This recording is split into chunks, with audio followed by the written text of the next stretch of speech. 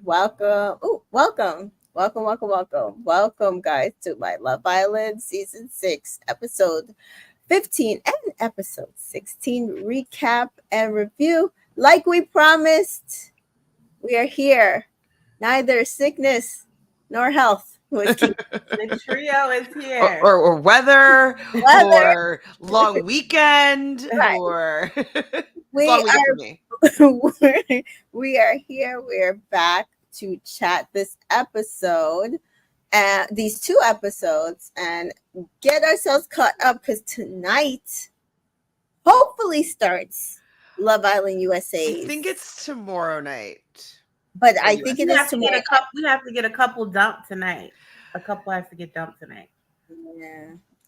We'll talk about that part. Welcome KB. Hi, Welcome. Casey.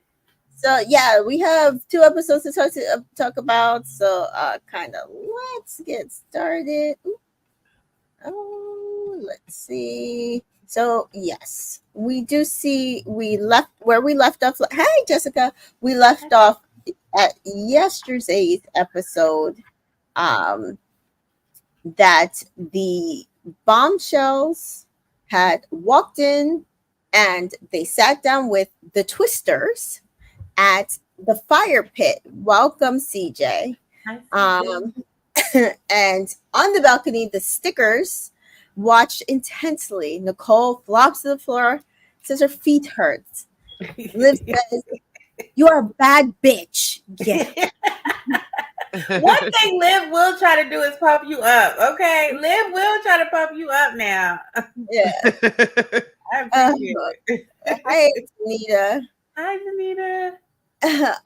So yes, Liv was like, "Get up! What are you doing?" I'm sure production also was saying it because you couldn't barely Like, see. my feet hurt. My feet hurt. I've been there. So Nigel does introduce himself, and Serena asks where he's from, and coincidentally, coinkydink, he is from Houston, just like her and Cordell. It doesn't say if that's actually where he's living, but he is also from Houston. He is also a Sagittarius. He was born December 18th. And Janae's like, December 13th, Sag as well. And so Janae does ask Kenny, like, how old are you? Oh, Nigel said he was 28. And Kenny's like, I'm 24. She's like, you're a baby. Kenny does not like being told that he's a baby. I mean, he is a baby, and I noticed that when young people get told, like, "Oh, you're a baby," you know that they're a baby when they react like, "I'm not a baby," or like, "I'm." Yes. They get mad about it. Kieran's also getting mad that people are sick to say that he's a baby or immature, and it's like, Yes. and then they act immaturely. Sure. And then you be immature. So there's that. But I like him though. I think he's cute. Which one, Kenny or Kieran? Both, actually, both. Kenny. Okay. Kenny. Kenny says he wants a woman though, so he wants somebody older. He wants a woman. Sorry, give me 1 second. I just have to make some of my computer ain't gonna die. We don't need that. Yeah, that would actually. Did you start Instagram? Yes, I did that. I did that while you guys were waiting. That's what I was doing. Okay. So yeah, she's like, you're a baby. Serena's like, she's only 3 years older than you. 4, likely 4. Right. Her birthday's She's coming in born December, but because I'm not sure when his birthday is. But yeah, so he's a Pisces, so his birthday didn't pass. So yeah. So for me, like, I get it because my brother's 4 years younger than me, and You feel like two different worlds? I know all of his little friends, and I watch his friends grow up, and like, I just can't get right past seeing them all as children. You know what I mean? Right. Like I know that they're men now, and they have children, and they're way older than Kenny is, you know, but I still can't get past that 4-year age difference. For Absolutely. Me, it's Absolutely. just too wide. I feel the same way. One of my little cousin's friends was like, I'm like, no, I've seen you. No, sir. Not in the kiddie pool at my grandparents' house. No, I can't get past it. No. Like, I'm good on you. JB just point out that he does live in Houston, he told Liv he was from Michigan originally. Awesome. Okay, good to know. Because I have I have an agenda to push today. Okay. And so he does Um, say that he had a high school sweetheart. He dated for 3 years. So very similar to Cordell's situation. He also had like a high school sweetheart that he was with for like 5 years, but hasn't dated anybody seriously since. So then they kind of switched to Cassidy, and she said her name is Cass. She's from Miami and she's 27 and she is NPR. She, though, says she has no type. Do we believe she has no type? who? Serena? No, Cass. Cass. Oh, Cassidy. Sorry. I'm like, I was starting to think so. She said she was coming for Rob, but then she chose Miguel for the date, and then she was in Kendall phase. So maybe she don't have a type. I don't know. I think when people say they don't have a type, the producers haven't told them who she's supposed to be going for yet. Going for it. I think that she's leaving herself to be open so that she doesn't look like a hypocrite or she doesn't look like she's going against what she said. Right. And so Which she I kinda think her type is probably Rob, but she needs to look like she's open to everybody. Right. And then we see what she ends up doing in the end without Yeah. much persuasion. Nothing. So Nothing there. Nothing. I- She did nothing. He It did was nothing. just like Right. this way, pivot. Oh, Right. nothing. Mhm. Kendall's like, she's open across the board, and Kendall's excited. Cass is beautiful, someone who he could get to know, but also put some pressure on Nicole. And so Kendall does ask Kenny and Nigel to state who their top two girls are. Although you just got here, and Kenny, I'm going to do this a lot, guys, because we have Kendall, Kaylor, Kenny, Cordell, Kenny, Kaylor. Cordell. I know. Yes. I'm like, like this is a bit Mhm. much. Like we got what? And then, thank goodness we got rid of Connor. Like, Yes. like honestly, it happened to me so many times. I'm like, come on, Yeah. come on. And I couldn't like shorten in my notes because it's like if I do Ken, it could be for Kenny or Kendall. So yes, so Kenny says he is interested in Leah and Janae, and Nigel says Leah and Janae as well, and Miguel says the same fight. But I also felt kind of bad though that like that neither of the guys were checking for Serena. Because she was just kind of looking on, like, kind of eagerly, and she was like, I think she was hurt by it. Yeah, I do think it annoyed her that neither guy said her name. I mean, they could have said, like, all of you guys are beautiful. Like, correct. But he could have lied. Nigel, at least, could have lied and said, yeah, Leah, Janae, and Serena. Y'all will sit the I can't do a top three. I got to do a top three. I mean, I can't do a top two. I got to do a top three. You are the third. Or even just say, leave out Leah and say Janae and Serena. I would have been okay with that too. That would have been fine too. Yeah. So Leah asks Cass, and again, she says no preference. She has to see the personality. And I'm laughing because I was like, so no mention of Rob, because you literally had Rob everywhere in every interview, whatever. You said Rob. Mm-hmm. As KB says here, no, that girl is a liar. Yeah, she downplayed it, and Danita saw it. She definitely is coming in for Rob. And KB says, yeah, lots of car sounding names. Yeah, it was just, it's too much actually. And is it coincidental? KK. No, I'm just saying. I'm just making a joke. 3Ks. Yes. This. Yeah. Anyways. Yeah.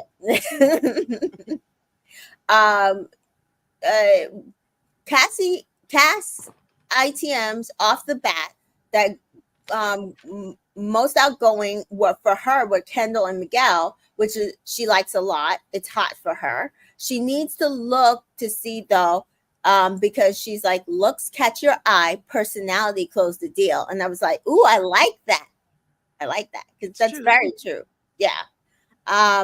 Aaron freaks for women, because for men, I don't think they need the personality to come through. Definitely don't, because I'm watching Love Undercover, and I'm like, you seriously gonna take this girl to the end with that?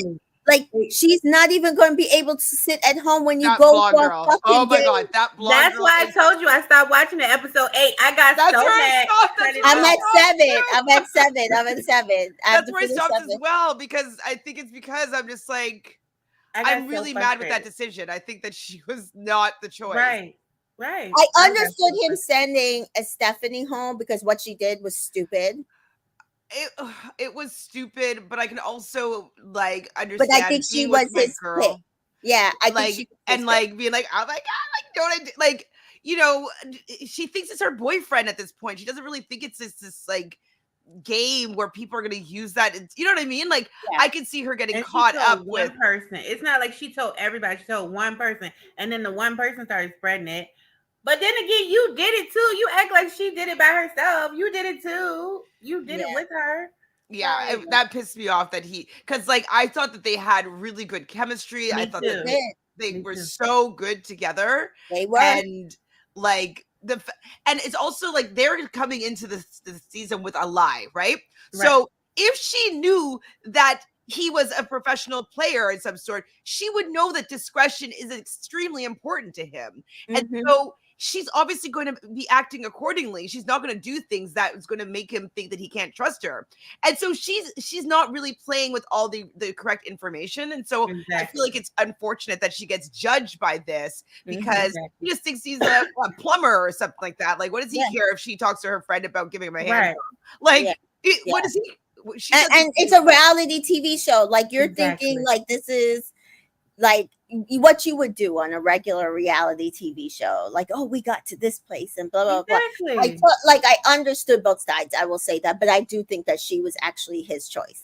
Like, they were so connected. I was just like, while watching them kiss, I was like, okay, this is like, I shouldn't be watching this. You know what I mean? And then the blonde girl, and it's like, Brittany. I was done. So we see Aaron freaks out. Oh my God, there are now more guys than girls. What do you care? Except for that your friends are gonna go home. Shut the fuck up, Aaron. Kenny, you know why he cares. You know why he cares. Yeah. Kenny pulls Leah, and she asks, what does he know about her? Because he's kind of asking how she's doing, and he says, well, I know you have a lot of pets, and she does confirm again. And Kenny says, I downloaded Rover for a day. An app or Rover's an app, and so basically you can if you're looking for like a dog sitter or someone to walk your dogs, you sign up for the app, and so it's kind of like an Airbnb for apps for walking dogs. So you can get hired to walk people's dogs through Rover. Yeah, my best friend used to use that because she stayed in a state where she didn't have, any of us to watch her pet. So she would just do that. Mm-hmm. Yeah. So Connor says, though, I'm not phased. I knew she was going to do that in the game. I wanted to see her make the decision. I'm not going to make the decision. And and so then he says, but it's not going to change how I move going forward. And Aaron says, because you're a good guy. No, because he's desperate to stay on the show. As KB says here, Aaron can go home. Mm-hmm. As Dreadful Ruby says here, I really dislike Aaron. Mm-hmm. Hi, Rachel. Welcome. And hi, Mary. Welcome. Hi. As KB says here, kind of just be saying anything and don't realize how stupid he sounds. For real. And he wants so bad to paint Leah as the villain. He wants so bad, Yeah. So Leah does ITM that Kenny was handsome, complimented me and my toes. And Kenny says, oh, Connor's up there. And Leah's like, good dude, and Kenny says, very good dude. She's like, just not for me. And Kenny says, I think we have a lot in common. And I said, okay, I didn't get that from our conversation.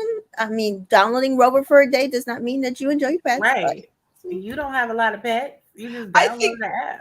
I think a lot in common. I think that they had a good conversation. And so we only saw obviously a small snippet of it, but it wasn't like a pain conversation where you're just like, you know what I mean? Like I felt like Robin Liv. Yes. I agree with you there. I agree with you there. And they are the same age, so Yeah. I'm sure they probably could find a lot of commonalities. Nigel and Janae chat, and Nigel says you like traveling through Asia, and Janae says I spent my summers through Asia. I learned how to spell Mississippi in Thailand. I learned how to swim in Korea. Nigel is impressed. Not Janae says, I would hate though for my significant other to have the same birth month as me because I take my birthday so seriously. These And I fire just, signs. it's like, this is such a Sagittarius bullshit. My son would say something so similar. You have the same birthday? No, I can't even talk to I don't like that either, though. I celebrate all month long. I want it to be all about me. Well, yes, but all fire signs and Sagittarius, I've always had them love their birthday. Leos too usually love their birthday. They're like, Yeah. okay, who's getting me this? Who's getting me that? Yeah. Who's gonna say nice things about me today? Like, you know, like, I'm a big birthday. I'm a Taurus, but I'm a big birthday, so it must be my Leo moon.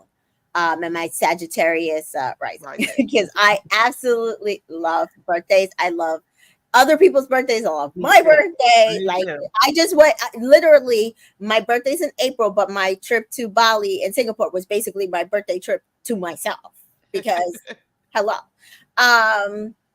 And they celebrated my birthday and the entire time I was there. I got like dessert and cake. Oh, and that's so good. Yeah, it was so much fun. I loved it. So yeah, she Nigel says, I can see that. I can tell you have like a whole birth month. And Janae's like, yeah, I start planning in September and October. And Nigel's like, yeah, I get that vibe. And Janae's like, so will you be disappointed if you get a cupcake and I get a 10-pound cake? And I just like, well, at least get me a cake, not a cupcake. like he's still a Sagittarius. Like he still wants the attention on his birthday. He's like, wait, I can't even get a cake. It don't have to be 10,000 pounds like yours, but I can't even get a cake. It's a cupcake. He's like, now wait, we're worshiping you on your birthday, fine, but hello, I need the cake. Dang. So Nigel does say that Janae is gorgeous, well traveled, and hilarious. Definitely didn't want to stop talking. It was very free flowing, and he actually really likes that. He mentions that he wants to do a triathlon, and Janae says, "Oh, I will support your training." And Nigel says, "You're so funny," and Janae says, "I'm so corny. It's so funny." Which I love Janae's personality. Me too. That. She is funny. She is bright. She is vibrant, and she's so supportive. Like even like we'll see like nighttime. She goes to Cass and she's like, "Welcome to the villa," and like she gives her a hug, and she's so really sweet about it. Really sweet. Yeah. And Rachel says, "As a Pisces, I could care less." Yeah, Pisces usually do care less. My baby says I'm a Cancer and I love my birthday. I celebrate all month. Only thing I hate is the happy birthday. Is the what? The song. Happy birthday. Yeah. That's my favorite part to do to other people is like make sure that everybody's singing that song. I do love making sure. I do the Stevie Wonder version.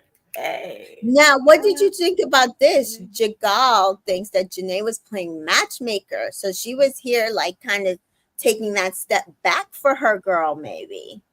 I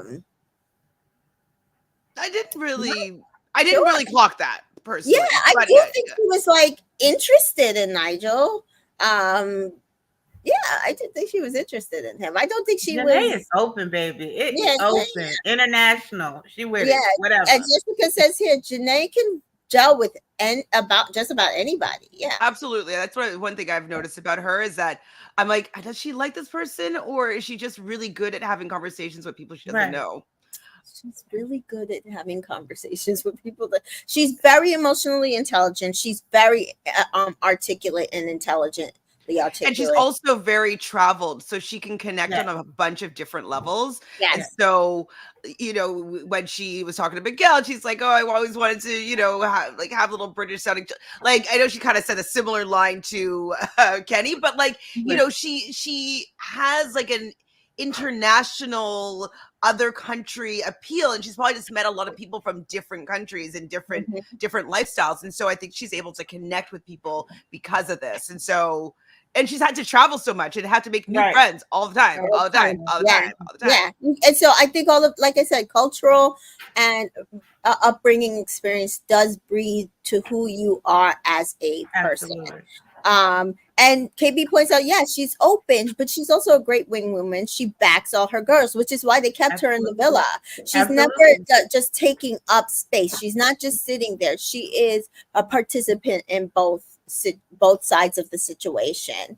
And Jessica says Janae probably favored Kenny. I do feel like this. That's probably why she asked how old he was, and Kenny more because he is taller. And that extra boxy tick that Nigel doesn't. Yeah, like I do think that he's more of what she would go for on the outside. So it looks like Renee. One thing, I saw a little snippet of an interview that Andrea did, and she said that her mom told her before going into the villa to make friends with the girls, because it's going to be the girls that are going to be the ones that keep you in the villa, not just the relationship. And she said she threw that out the window and she just focused on her relationship with Rob, and she regrets that she didn't make better connections with the women. Mommy was right. Always listen to your mom. Always listen to mom. And always make friends with people. Yes, absolutely. Absolutely. That is one thing. Like, I'm not the best at like approaching people, but I try. I'm not saying like I'm always, I relate more to men. Like, I just try to be friends with everybody, because you never know. Even like when you walk, they tell you when you're going an interview, smile at the receptionist, be bright to the receptionist, because sometimes the receptionist, you never know. What did you think of her? You might be pushing stuff. They get through. that she last might be hiding other people. You don't know what she over there doing. You help her, she might help you. 100%. Yes. Yeah. And Janae, Danita says Janae didn't take a step back. She just felt more of a click with Kenny. I do feel like that. I feel like she had more of an instant attraction to Kenny. Well, and Kenny's also just like staring at her, making her kind of giggly and like a little nervous. Like, I think that he was flirting with her more and pursuing her more than Kenny was. Yeah. Mary says Janae didn't care for Nigel and Kenny. She set up and sent Connor home so she could have Leah. Listen, I said last couple episodes, chestnut checker. So we see Kendall and Cass talk, and Cass says, "Do you like dogs? I have 2 rescues." And Nicole and Kayla are watching from the makeup room window. And Nicole says she doesn't care, and kind of makes fun of them. But we do see Kendall says, yeah, I had a dog. She lived for 18 years. And Cass is like so into it. Again, Kendall's chatting with Cassidy, and he's excited. Watching Nicole share her time with Miguel and chatting with someone new feels good. And I was like, yes, it does. I'm pretty sure that's also how Nicole felt when Miguel walked in. So I just kind of feel as though Nicole expected Kendall to not be like just to be sitting there waiting for her to like do her exploration, and him not to do the same thing within their relationship. You know what I mean? And so I was for Kendall, and kind of how he handled it. I wasn't actually mad at him.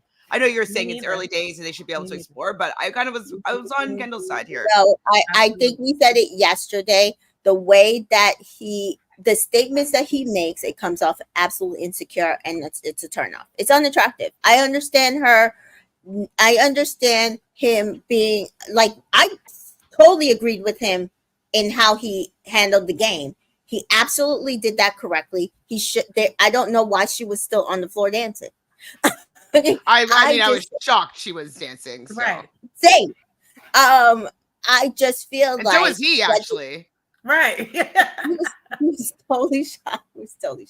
I just feel like that the way the statements that he makes and the way he makes it like seem is just so much insecurity, and it just doesn't bode well for any relationship in the future, whether he's with Nicole or somebody else. You need to work on those insecurities, because you're always going to have those insecurities. Mm-hmm. And I just feel like he's very insecure. Well, 100%. But like, I think Yeah. also, I mean, you attract the situations to you, but from his perspective, he's like, oh, he wasn't interested in Hannah. Remind us of that. But he didn't like the fact that he wasn't her number one choice and he felt second best. And then that made him feel even more insecure. And so I Mhm. think that when it was happening again, because he thought that, like, hey, I had this girl that seemed like we're connecting, she's all into me. And all of a sudden now she wants to go explore someone new. I think that his whole I'm not worthy, I'm not good enough popped back up again. And he's Cancer, so Cancers tend to be a little bit more emotional. When someone wrongs their emotional well-being, they retreat. And so I just kind of expected that that's how he was going to react. And he's also, what, 26? Like, he still has a lot of learning to do and a lot of heartbreak and misery to experience. So Nicole does say here that with Kendall that she's shocked that he is like saying he was okay with her getting to know Miguel, but now you're not standing on business. You're talking to another girl while making me feel bad for chatting to somebody else. And cool, two new guys here. I will get to know them then. Like, don't make me feel bad for getting to know someone else when you are obviously doing that by waiting for someone else to come in for your own opportunity. That helps make my decision better. No, Now, that was her ego talking because he never made her feel bad. How did he make? Because even when she had the conversation, I just want to stay in a couple with you, but I do want to get to know each other people. He said okay, and He then made he her feel played the bad by game. not cuddling her or like giving her the he same attention. stopped. He stopped talking to her for a whole day. But also though, okay, whatever. Like I'm actually fine with him. Like, just like do your thing. Like, I don't know how to approach you right now because like if you're into somebody else, like do I? Yeah, Do, I she's totally also agree with saying that. like he's all over her and it's giving her the ick because like you know what I mean. So like I think he's trying to gauge what she wants and it's never correct for her from what she feels like. But the game was sprung on them, so it Yeah. wasn't like it was a new person that came into the villa and be like, hey, like I know we're still open, we're still exploring things, and I do want to have a couple conversations with this person. He didn't have the opportunity to do that. It was just the game. He was like, okay, well, we're open. She's exploring someone else. I guess like we're open right now, so like I'll go and explore someone else. Like I think that Right. that's how it all came about. I don't think it's just calculated and that That's what she's I'm doing saying. right. Yeah, And no. like He just As said because her Danita ego, because says he was here, standing up there, and let's she be should have been honest. standing up there. Everyone should have stopped dancing except for Aaron and Kayla. Exactly. Everyone. And I totally agree with that. I totally agree with him taking a step back physically, like figure your shit out, and yes, then we could cuddle and kiss and hug up. Totally agree with him. I do agree though, I'm not sure he made it clear if he was still open.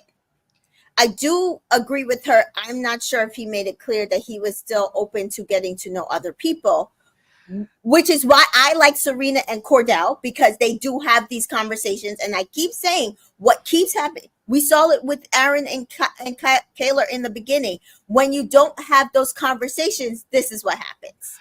but I But it's think a that result it of was the game, and he's just talking to the girl because she's there. He didn't purposely go pull somebody. He's talking to the girl. It's because they're having fun and talking. I Like, think, and then also like in the situation that they're in, it's like they're all forced to have like a conversation with all the new people. yeah, she's Um, just mad. Her well, I ego. think though what Samika's saying is the fact that she thought that he was closed and she was open. She didn't realize that they were both open. And I think that Kendall assumed that because she was open, that meant that they were both open, and they didn't make it clear that because she was exploring, he was also allowed to explore. Now, Exactly. I think that if I'm exploring, I would also assume that the other person is equally allowed to explore. Yeah. I don't think Because it they're has to be selfish. Because it's explicitly be selfish. made. But Nicole seems to feel that, well, she's allowed to explore, but unless you tell me that you are also want to explore, you're not allowed to, which I don't necessarily agree with. Yeah, I mean but again, those are based on the conversations that they had. We don't see all of them, because maybe he did say, well, I only want you and I'm not looking at someone else. And then I think that is between that and the game. I do feel like that's what was helping her think that he was doing all this for spite. He was kind of doing some of it for spite, to be fair. Well, he did not think that, well, wasn't sure if he was going to say to stick. So he was doing it to save his heart and his ego, and not look hurt.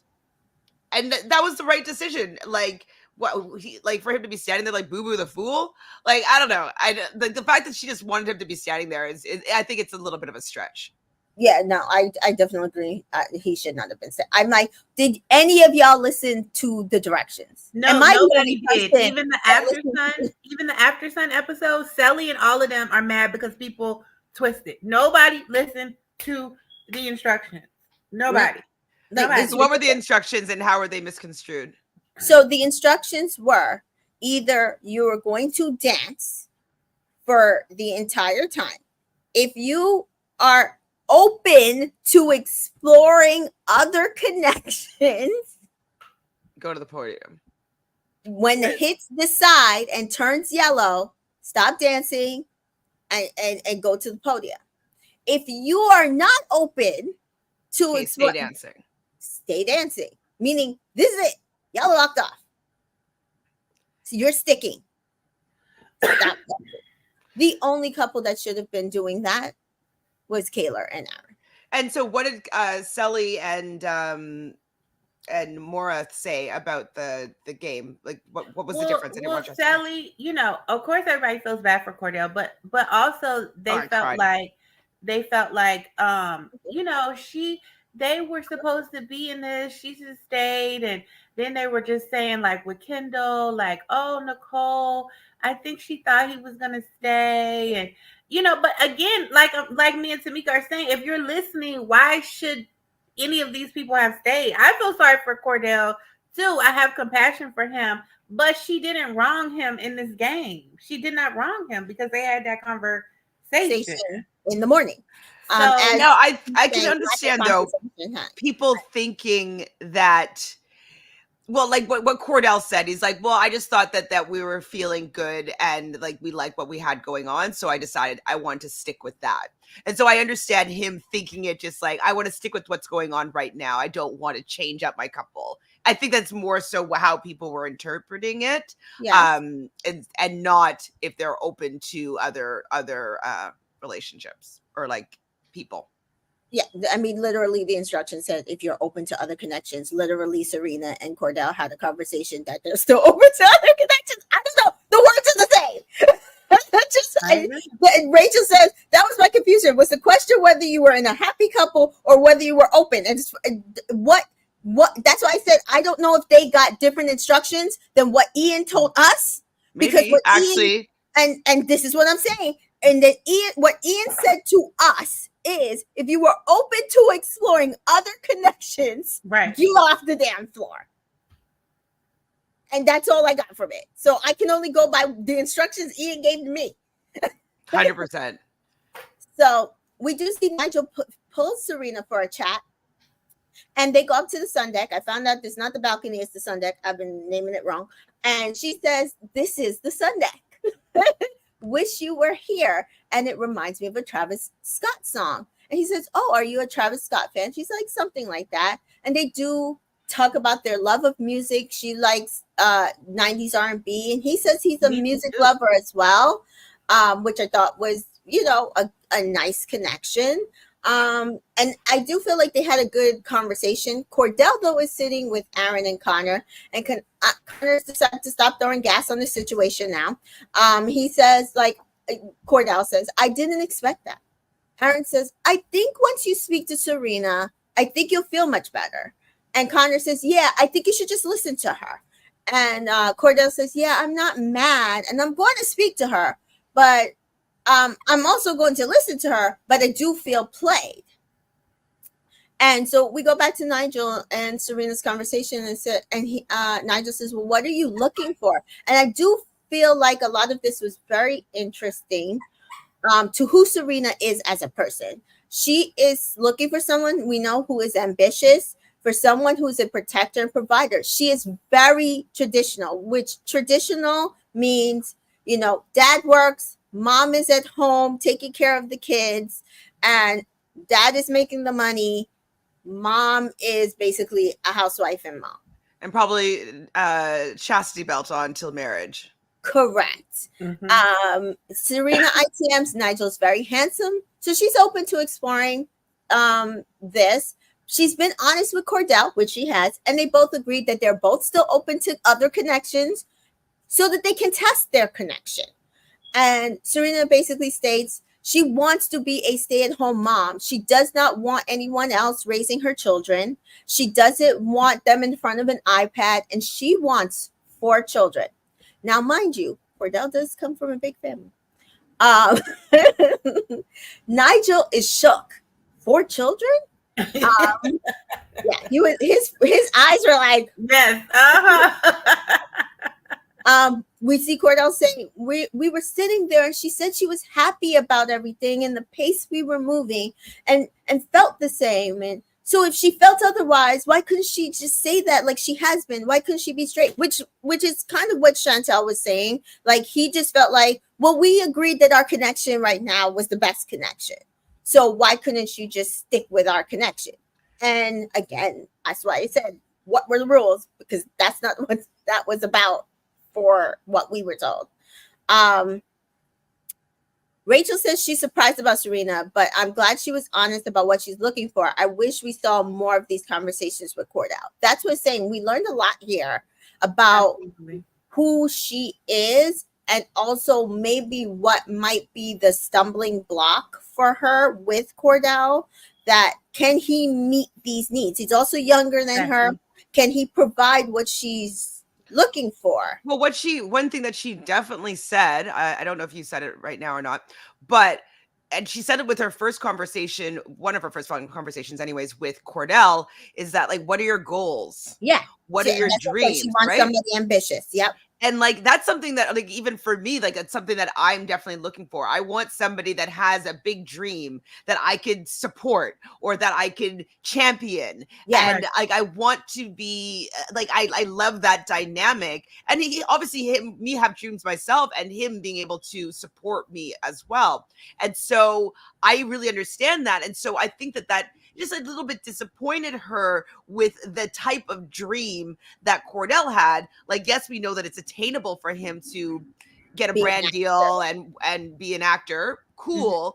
But like, if she said maybe more like, I've been taking acting class my whole life and I've always wanted to stand up there and have an Oscar for a film that I wrote, like something like that would have been more of a dream that she could get behind, not like I want to like sell Cheez-Its. You know what I mean? Like maybe like, oh my God, I would love to have like a brand deal and then I'd take that money from that brand deal to start like an orphanage and blah, blah. You know what I mean? Like I think he wanted something more of a dream to get behind. It wasn't ambitious enough for her to feel as though he was a man enough for her in that instance. Yeah.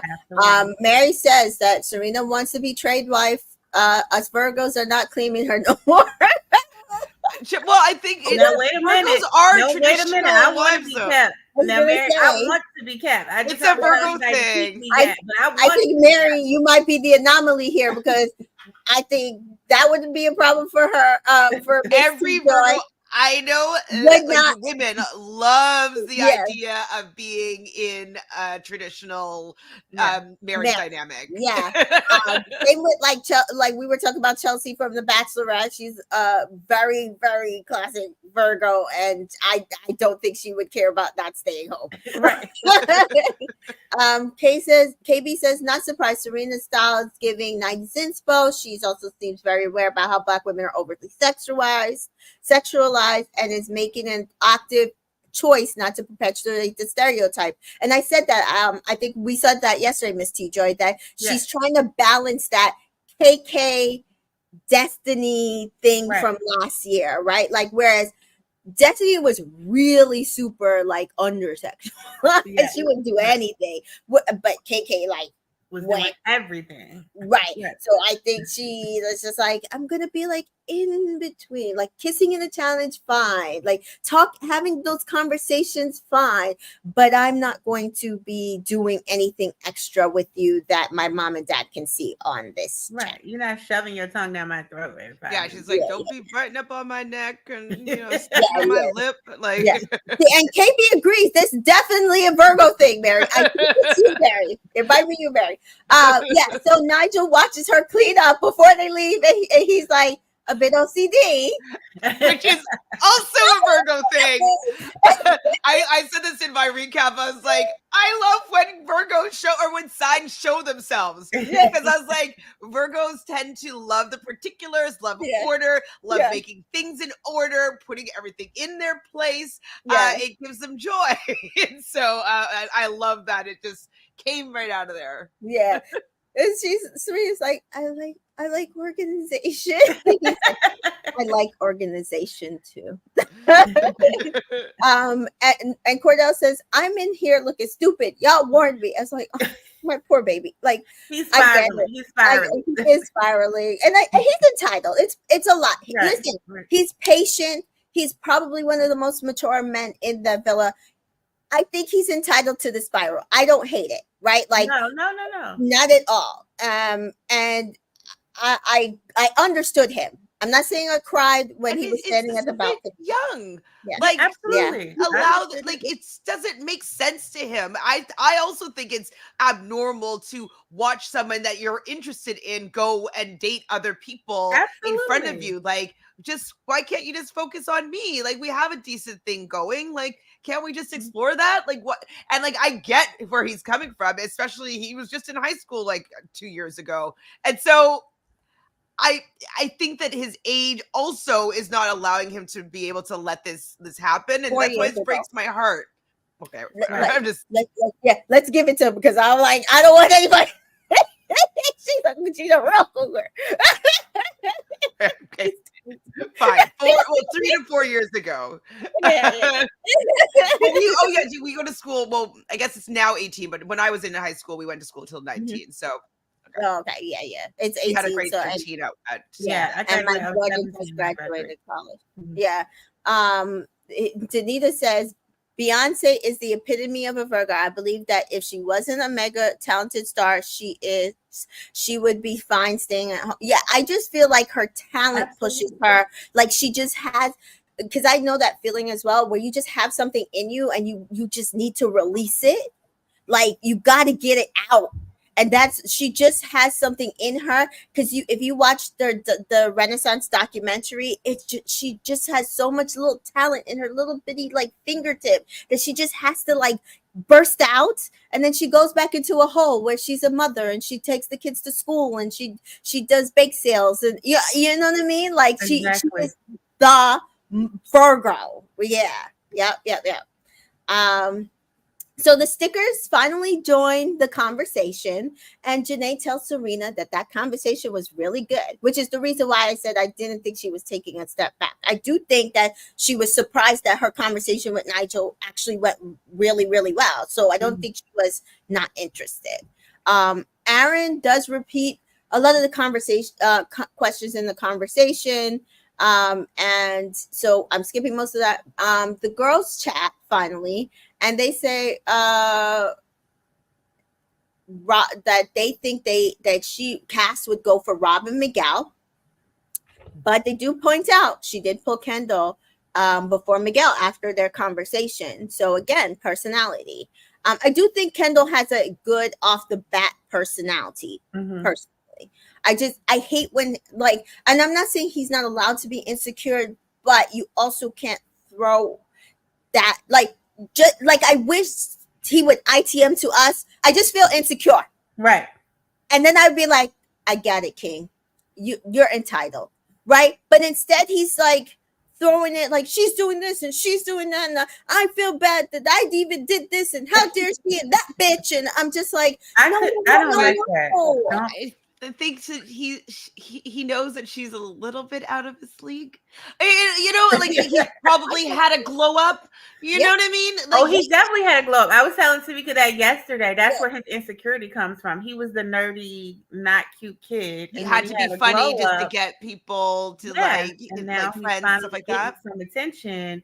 And, but then when he gets in here, he's humble because all of these guys are better looking, have better maybe Game because dancer they've or been whatever. And so good he's looking for back longer. reminded. He seems like he's back that nerdy kid that is not anyone's first choice. So he has PTSD from his triggering. Yeah, and he needs to work on it. The boys chat, and Rob couldn't get a read on Cass, but he's definitely open. Oh, are you? You're not lying and in pain as your woman has been taken from you by the evil Leah. Like,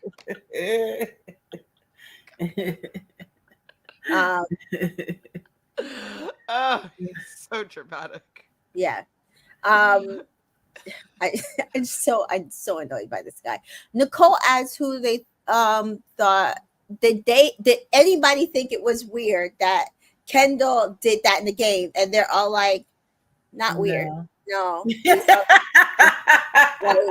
surprised. I love that Nicole was just like, so like, can everybody put their hand up if they thought that they're really surprised by like what Kendall did, and it was like, no. Well, no, like nobody. But why did she get mad only at Janae? She got mad at Janae. Was sitting the closest to her.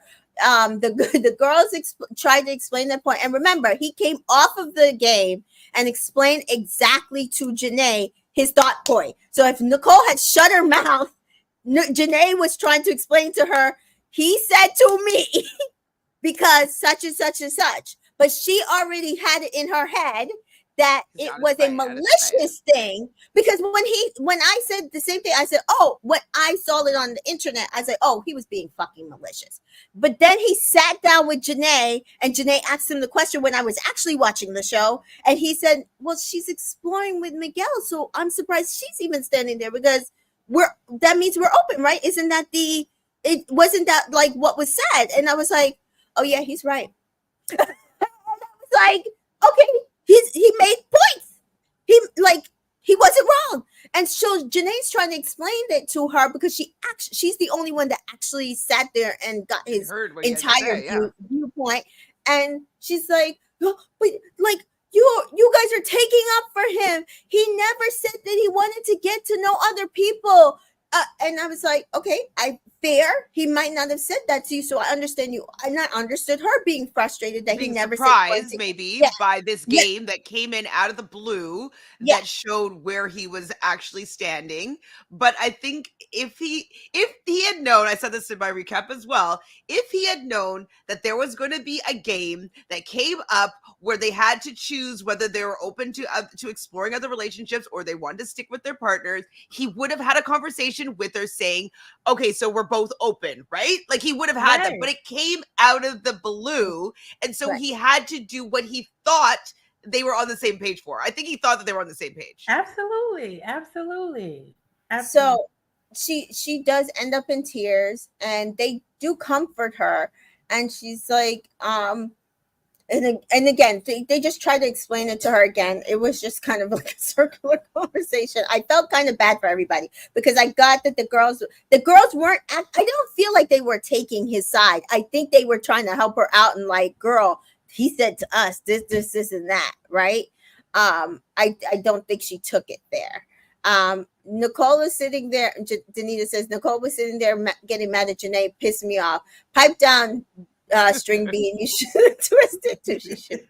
Exactly, Danita. That's what I felt. I'm like, everybody's trying to tell you, but you mad with Janae, boys. I think all the people that didn't twist, that should have twisted, wanted to look like the hero or the good person or the good guy. Like, because her and Connor, like both of you guys, what are you standing there for? You wanted to look like, I don't know. I feel like it was a little bit performative for whatever reason. Definitely I what's do, going on. I do think at some point when we'll see the conversation with Kendall and her, I think he started to feel that way too. Like, I need to have this conversation because I feel like she tried to throw me under the bus yesterday. Like, Right. that's what he said, because he's like, I don't understand. Like, so because he started to not understand You're like, this is why weird. she didn't leave the damn dance floor.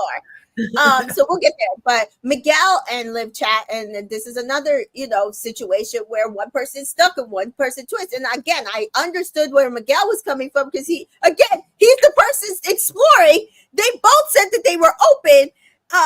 They liked their connection, but he was the person that was exploring. So he's like, I'm shook. Why is she standing there? Like, she knows that I'm exploring. Only because they earlier on had that conversation where she said to him, or like he pulled it out of her, that I'm your number one and your number two is Kendall. And so I think that in her head, that kind of meant that maybe they were going to stick and explore this a little bit, since he was her number one and they are in a couple together. So I think that that's why she made the mistake in thinking that he was wanting to stick with her. Yeah. Again, listen, Liv does not know how to read a room. I'm sorry. But you also knew he was over there kissing Nicole. I'm telling you again, read a room. Read a room. Like, that means all the rooms. She doesn't know how to read a room. I'm telling you, she keeps doing this. And again, I think that's because she otherwise seems so mature. I think it's her age. I don't think she knows how to read a room. Or sometimes Pisces create the truth. Oh, they definitely. And it might not be what's the truth to everybody else. So she might have created like, oh, well, this means this, and this. Pardon me? Not you calling her delusional. No, but that is a word that you could use and negatively describe a Pisces. It is. They create this fantasy in their head and in their world. A lot of stuff is happening. I might have to turn my Mac down. My daughter's in the other room. My Pisces. But we see here Miguel. I guess because he's got a second connection possibility, goes to her and says, well, I only see us as a sexual attraction. And she says, well, why didn't you say that? And Miguel says, because I was trying to get to know you. And she's like, cool. Thanks for telling me. Enjoy your life. She just gets up and turns around. It was kind of funny, but I don't blame her. I would be done with him too. Enjoy your life.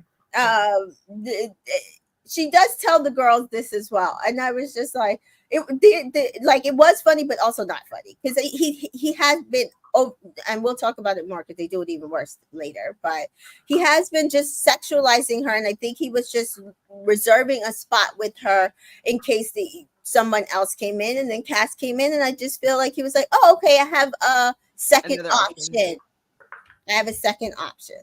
We see Kenny tell Nigel, so this is nighttime, and they're getting ready for bed, that he's going to pull Janae for a chat. And so some sort of aura that they had, because she wasn't his thing, but he pulled Leah. He's like, no, I'm just gonna go for it. And I'm just like, you should. She's a good girl. So Cordell still says, oh wait, did I miss something? Oh, sorry. Like Connor to Miguel? No, I skipped over Serena and Cordell's chat. Serena, I went right to Liv's. Serena and Cordell chat, and Serena says, how did you feel after that? And Cordell said, I don't know, man. And she's like, well, we chatted today, like in the beginning, and we said we weren't going to close anything off. So I followed the rules. And she's like, so do you want to close things off? And Cordell said, no, I don't mind. I'm still open, but I just thought we were like, things were going good. So I kept dancing, but I do feel stupid.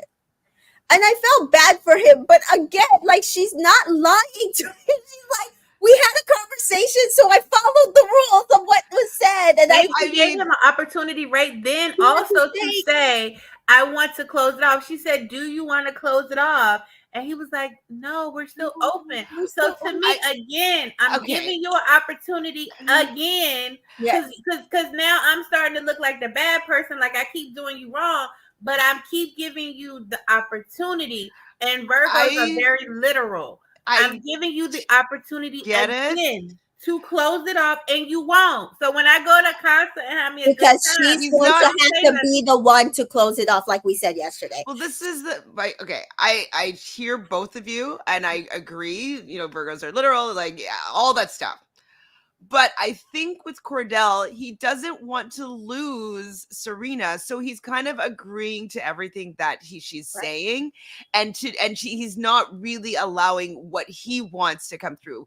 We said in the beginning this was an issue with them, that he was just kind of agreeing to things that she liked, and like being, oh, like you like, oh, I love that, you like that, oh, I love that, like just to Right. be likable to Serena. And I think that it's causing more harm, because he probably wants to get closed off and he doesn't want to be open, and it showed in that game that he wanted to stick in a relationship with Serena, and I think that he just agreed to being open to seeing other people, because that's the only way it's seeming that she is coming back to him. And so as much as, yes, she's being honest, yes, he's agreeing to this, yes, he hasn't said that he wanted to close it off, I think he's doing it to appease her, because he's afraid of losing her completely if he doesn't agree to everything that she says. So I have to say that, like, I don't think that I don't really feel like they're all actually on the same page. And that's why I think it's coming across that she's taking advantage of him, because he's not saying how he really feels. And so But how I can you be taking advantage of someone who's not telling you how they really feel? because he's really young and he's impressionable and he likes this girl and And she it's doesn't not like going to him. work because I want somebody to be able to voice exactly how they Get it? feel, and I want Agreed. you to be able to take charge. And that's why it's not going And to I work. know Because if that's he not doesn't come in, he can't take charge. It's true. like puppy I dog, like agree. you know. Especially if I come to you, and even Mary's saying here, Serena wants a man who can make it clear in his words and actions what they want. Especially if I come to you Exactly. and say, "Do you want to close off?" I And you still are agree. saying, "No, I'm But still she should rolling with also you." be like, maybe deading the relationship, right? Because Right. he's not actually offering what she wants. And so it does seem like she is settling with him under these these parameters that she's set, that he has agreed to. But I think that she knows that that's not what he wants.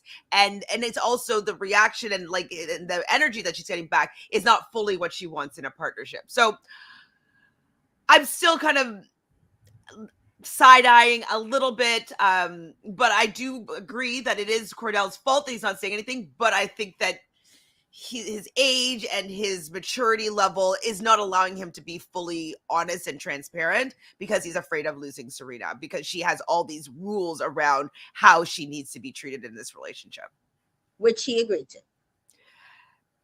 because I think he feels coaxed, Which because he agreed. But he's not coaxed. Like, he's agreed to it, and multiple people have told him not to do it, and he still has made the conscious decision. Listen.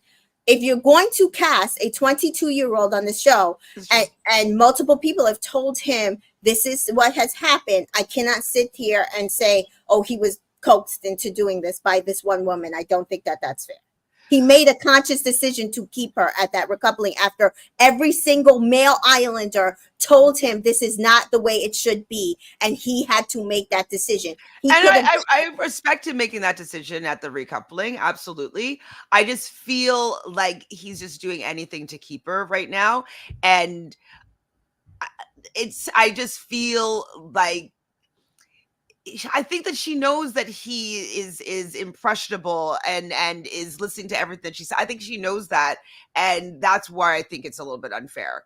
Like, just because he's not old enough to really have seen this before and realize that he's kind of being swayed, and that he's not actually speaking his mind, and he's being agreeable to keep somebody. And so I don't know. I do think it's a flaw in the age thing, I don't think that she's purposefully trying to deceive or trying to manipulate or whatever. I think that his age is not allowing him to see the situation clearly for himself, and also to stand up for himself appropriately. And so just because of his age, it's looking to me like he's getting taken advantage of, for me. Okay, I don't necessarily agree, but the next morning, the New Islanders get a text by the way of Nigel. Choose an Islander to go on a secret group date. No time to snooze. So Nigel chooses Serena. Mm-hmm. Kenny chooses Janae. And Cash chooses Miguel. Janae is excited. Serena feels good. She attempts to be chosen. And they head out on a boat, and the rest of the Islanders start waking up, and the ones that are in couples notice that their partners are gone, namely Liv and Cordell. So, Danita says, in my opinion, Serena hasn't done anything wrong. I truly do feel like she's a slow burner and is treating the villa like she would the real world, and I stand beside it. I'm the same. Sammy says, to be honest, at this point, I think Serena has no idea what she actually wants in a partner. She's always attracted to people that don't match what she said was her type in her introduction. I don't know if I agree with that one. She said she likes a short king. Cordell is short, but king was the word. And I mean, she said she likes personality. And I mean, she said that in her introduction. So I don't agree with that. Yeah, I don't. I think that the only reason why she went for Coy is because Coy and her had that kiss, and that kiss was good. And so I don't agree that maybe she doesn't know what she wants. I do think she probably knows too much of what she wants, and that is probably more of the issue than the other way. I think she sees what she wants as definitive, in that there is somebody who's going to meet this 100-piece laundry list of everything I want in a partner, and going to meet all these also other physical attractions, and not do this and not do that. And then she has to learn. I think part of the thing that she does have to learn is nobody's going to be able to meet 100 different things. That is something I had to learn. And you learn that as you get older, because just in your Virgo nature, that's just how you are. And especially when you're young. Also, I am a slow burner. And so sometimes when I was younger and I was a slow burner, I stayed in things longer because I was a slow burner. So I was allowing them also time to see if they could meet my expectations. So it was a thing where it wasn't like I was necessarily settling, but because I knew I took a while to get to things, maybe emotionally and physically, I was giving them time to get to the place where maybe they can meet the standards that I wanted. So it was just a thing where I was comfortable, especially if I'm dating and we're not locked into something. Like I can slowly just see how this goes. Like I'm good with it. So they do speculate that this is a date, and Kendall asks Cordell who he thinks Serena went on a date with, and he's like, I'm not sure.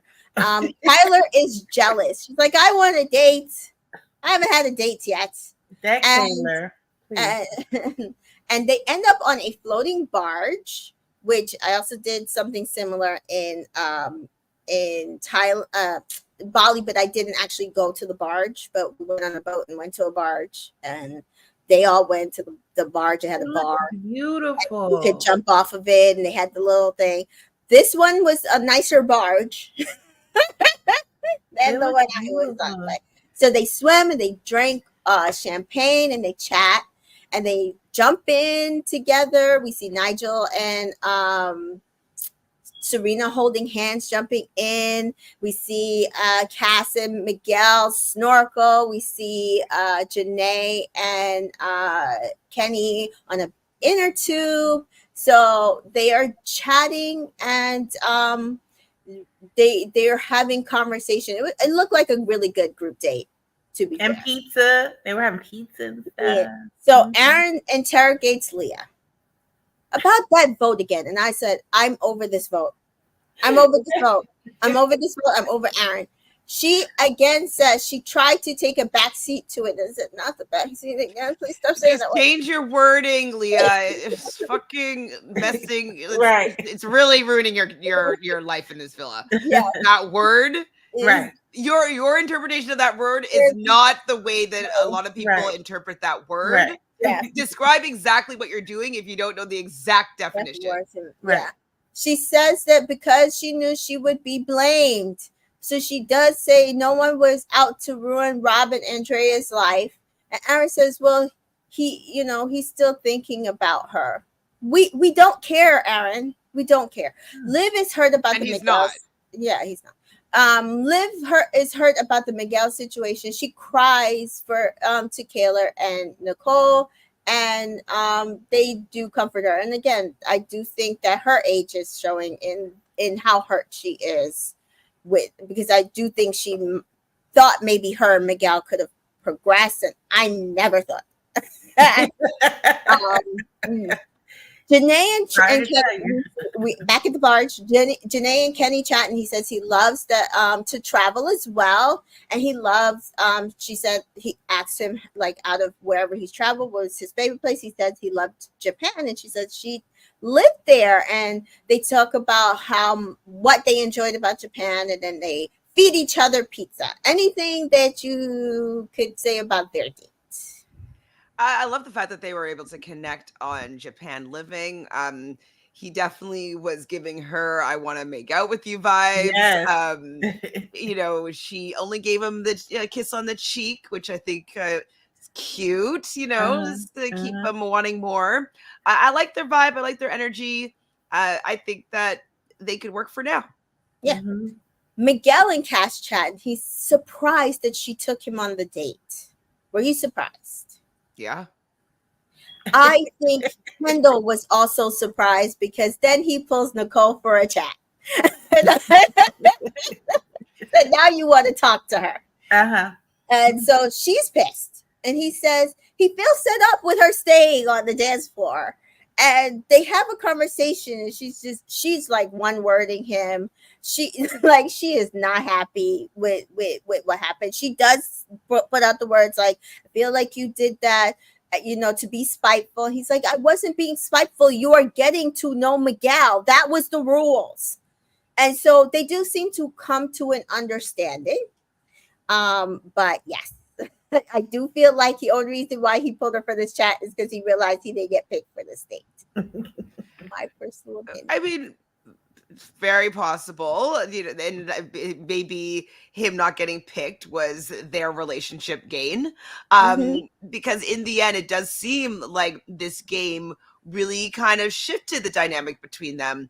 We see in the next episode that she's starting to look at him differently. The fact that he was so willing to let her go all of a sudden became hot, became sexy. Like all of a sudden, like he's not clamoring over me and like wanting to be with me. And so, chasing me, all of a sudden he's more appealing. And so the game might have ended up working to his favor. So exactly. And we see Aaron confronting Liv about Leah. I was so over it at this point. Aaron says, did she ever say she had a strong connection with someone and that's why Andrea had to go? And Liv said, no, like none of that was a factor. What are we talking about here?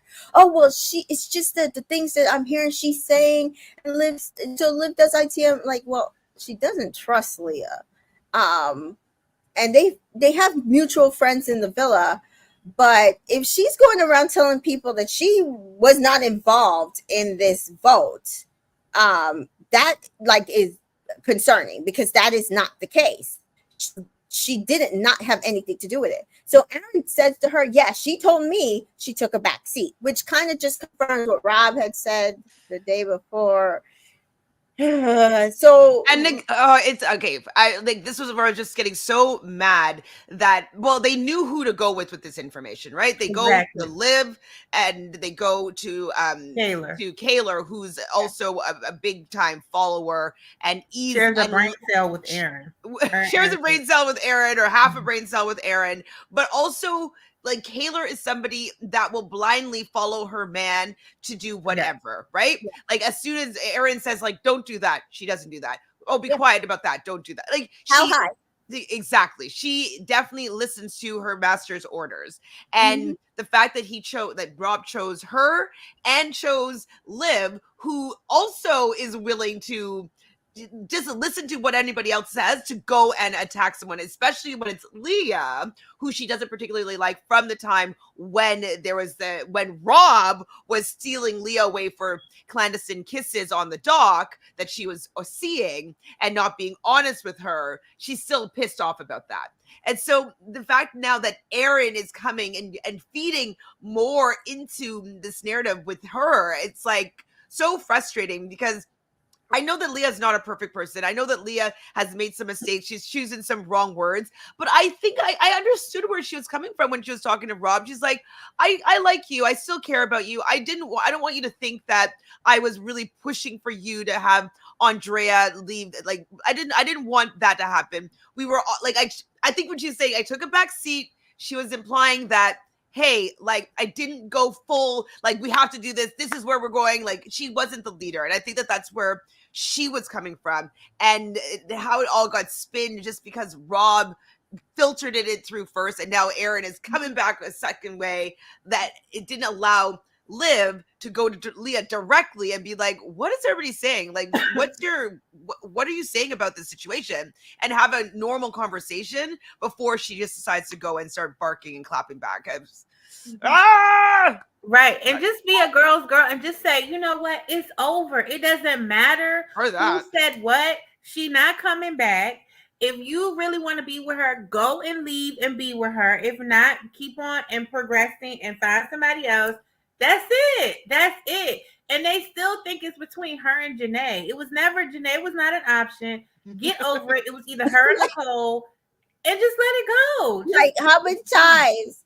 Like, won't they get it through their head? It was never between her and Janae. Never between her and Janae. So Nigel and Serena chat, and Serena says that this is her type of date, something not so serious, but very fun. She did enjoy it. And Nigel says, yes, very fun jumping in, even better holding your hands and jumping in. I thought he couldn't swim. Yes. And Serena, somebody said here he was wearing a. Remember, he told Janae, and Janae said, "I'll give you swimming."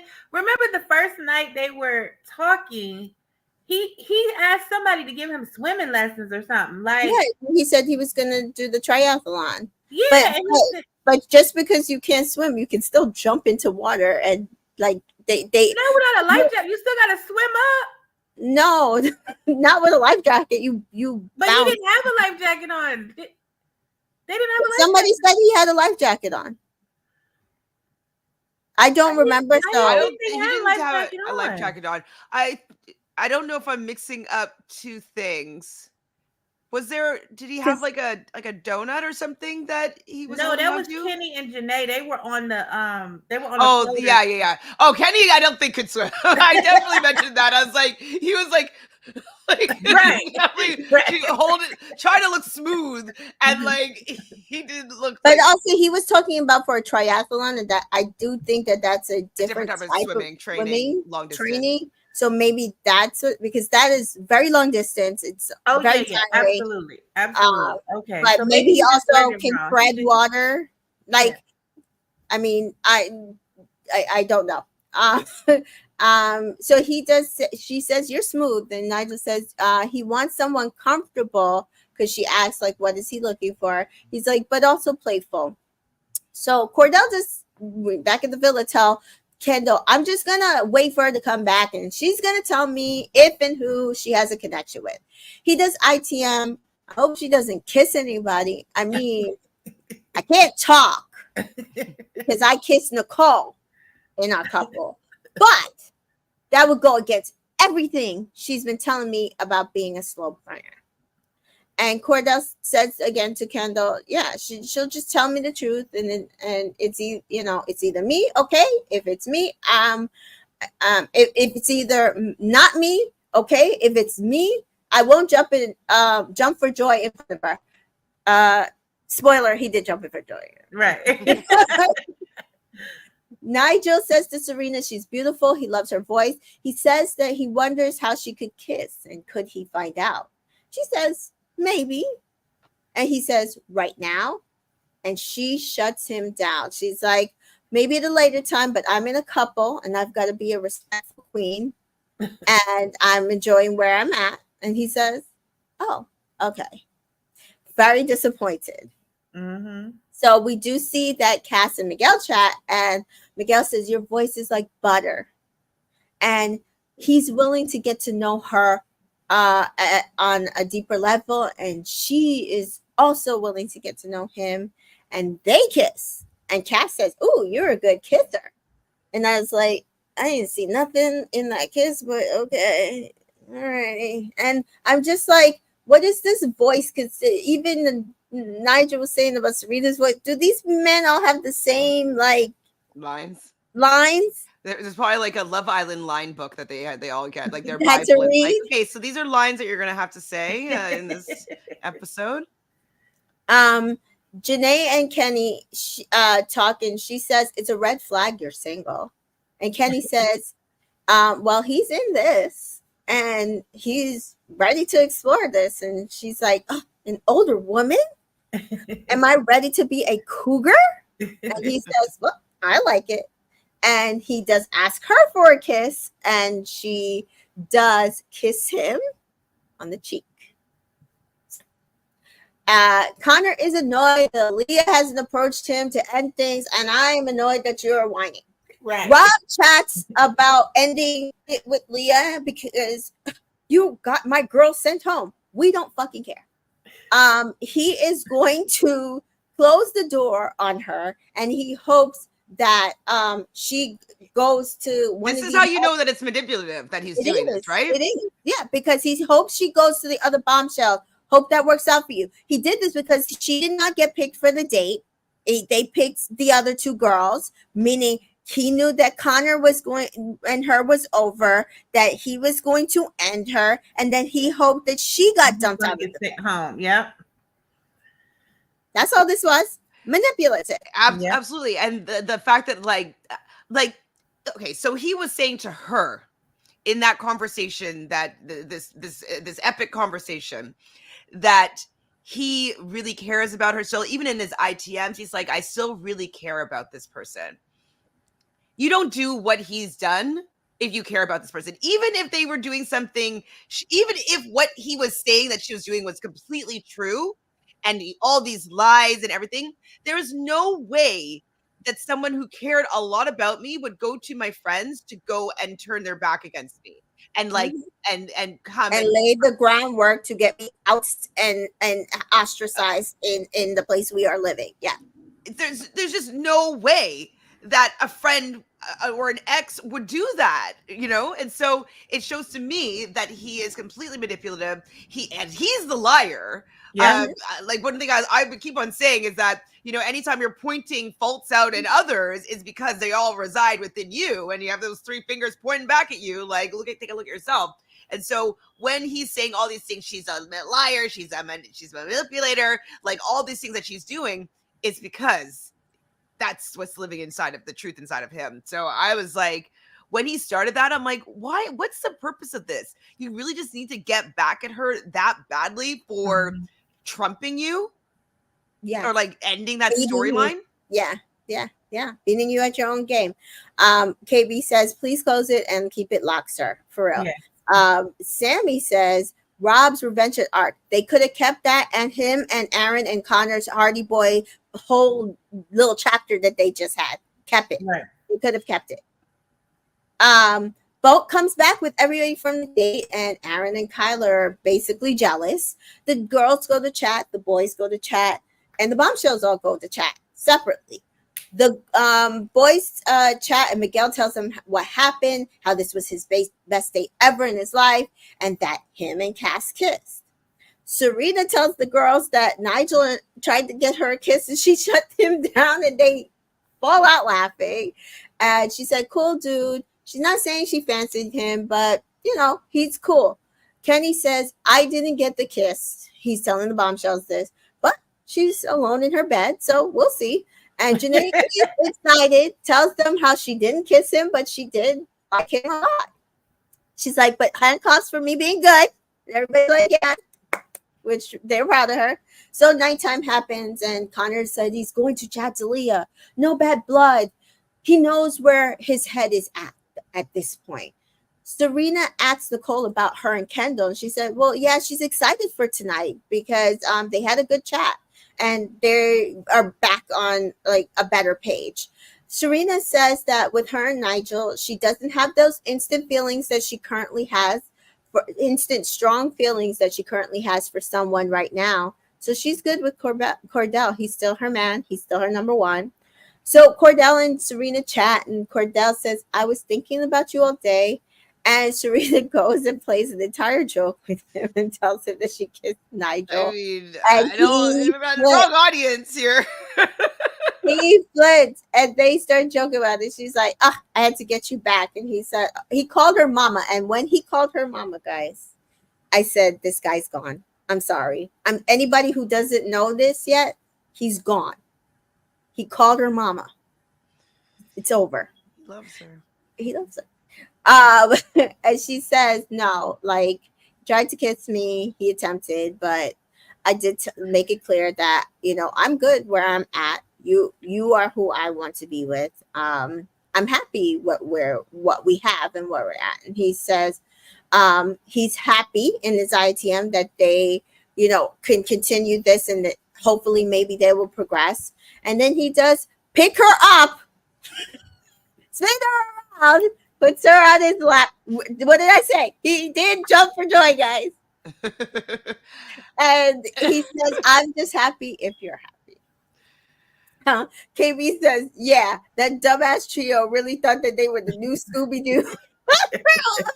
For real. And they could have kept that shit. Right. They could have kept it. So we do see Rob and Cash chat, and he's like, does the same fucking MO that he's been doing with every girl, being mysterious, acting like she was the one that didn't approach him, like saying, oh, well, this is on you. I'm open. If you want to get to know me. And I'm like, I am over Rob. I'm so over Rob. I was halfway paying attention. You're like, he's just gross. And so she just say, oh, well, she's open to him. And does he have an accent? I'm like, girl, you're allowing him to reel you in. Have you not been watching the show? The producers told her that. They're just like, I don't know. Maybe there's only one brain spell floating around this island because like she's not using hers. She's in PR. Like the producers told her to do that.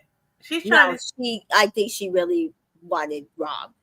I think she gave it to Rob. If she's doing it for clout, he's going to be the one that's going to attract the biggest storyline. So Sammy says my friends are convinced that the snakes have taught Rob him. I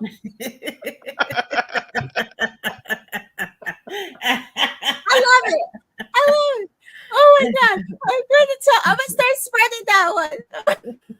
That's a good one. So Nigel thinks that Liv and Nigel chat, and Nigel thinks that there was something there in that chat. Did y'all see something there? Liv did like how confident he was. Say that again. It's nothing there. It's nothing there. Liv and Nigel chat. Oh, I mean, she's always saying like, "Oh, okay, we're gonna talk." Okay, like she's like, no, there's nothing there. Absolutely nothing. Obviously, she's a beautiful girl, but she doesn't have her chat game down. She doesn't. For me, she doesn't look at people when she's talking to them. She's usually either straight on or even turned a little bit away. So she's not really inviting any sort of closeness, exactly, connection. And so I haven't seen her really connect with anybody. I think she was a little bit more open with Rob because she was lying on her side, and so she was kind of facing him. But then they didn't really. Then she laid on her back, and he was facing her, and they're talking about like the fact that they didn't connect on anything, basically. So I just don't think that she knows how to connect with men. Could be because of her age. Could be, yeah, I'd say probably because of her age. She's a little bit intimidated by, like, yes, she's gorgeous, and so she probably gets a lot of attention, but I don't think she has learned or understands how to work with that attention with the man. I think that she's intimidated by it. So, yeah, I don't think there's anything there. And I can't see her actually breaking that barrier with anybody, even if any of the new people that might come in. I just don't see it. Yeah. So we do see Connor walking past, and Serena basically encourages Leah to go talk to Connor. And Leah does pull Connor for a chat. They go sit on the dock. Kyler and Serena spy on them. And they said, oh, their relationship felt, she says their relationship felt wrong. You think? It started wrong. It should have felt wrong. She does say it's not you, it's not you, it's me. I'm like, it's both of you.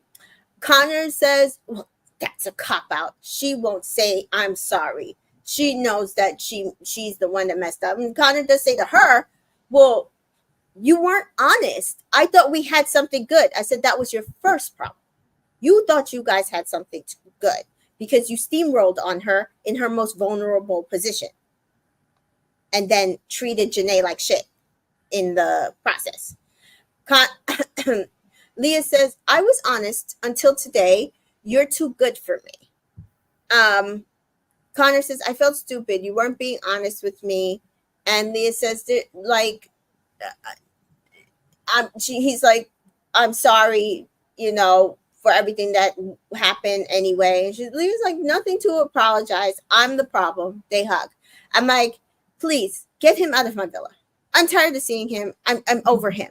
Well, another thing too is like he's still saying that she completely lied to him. Now, yes, she never used her words to say like, "Hey, I'm not into you," but her actions were very clear. Like, right. I don't want you to touch me. I don't want you to touch you during the day. I don't want you to touch me at night. I'm too hot. Oh, like like she was making it clear with her physical body, right? Yeah. And I would say, would be the liar with Janae because he was still being affectionate, close to her, making it seem like he was interested in pursuing this as a relationship when he was just waiting for another option to come available, that of Leah, so that he could completely jump ship and pretend like he never had anything with Janae at all. And so he is still trying to act like that's not the case. On the after sign, he tried to make it seem like he genuinely had a connection with Janae. He genuinely probably had a connection with Janae on Janae's part. Not on his part. I know. I agree. I'm just saying how he acted on Afterside. And what I didn't like is before him and Hakeem came out, Sally said that she didn't like how Connor did Janae and how he was taking jabs at Janae even after recoupling with Leah. But when he came out, she never confronted him on it. And when he said that whole narrative, Sally just sat there and she didn't say anything to him. And I was like, Sally, you just got finished saying this. Say something to Connor. You don't let him just say that. And he's gonna get it in every interview because I know, like, one interview I know is she asked for questions and all the questions said the same thing. Why did you treat Janae like that? Why did you think that it wasn't okay for Leah to treat you like that, but it was okay for you to treat Janae like that? And especially, it's even worse that he's trying to make it seem like he had a real connection with Janae. Then why did you treat her like shit? Exactly. That's ridiculous. So Serena and Leah chat, and Leah says, he took it okay. He was just upset, but I'm putting myself first. And I'm like, okay. Connor texts to Kendall, and he's like, I'm just upset. Kendall's like, well, you're gonna learn from this. I said, yes, hopefully outside the villa. Right. Rob pulls Leah from Serena, and then he confronts her about their chat on the sun deck. And you lied when you said you didn't talk bad about me and Andrea. And he said, I did, even though I didn't want to, fucking liar. And you had a big voice in that vote.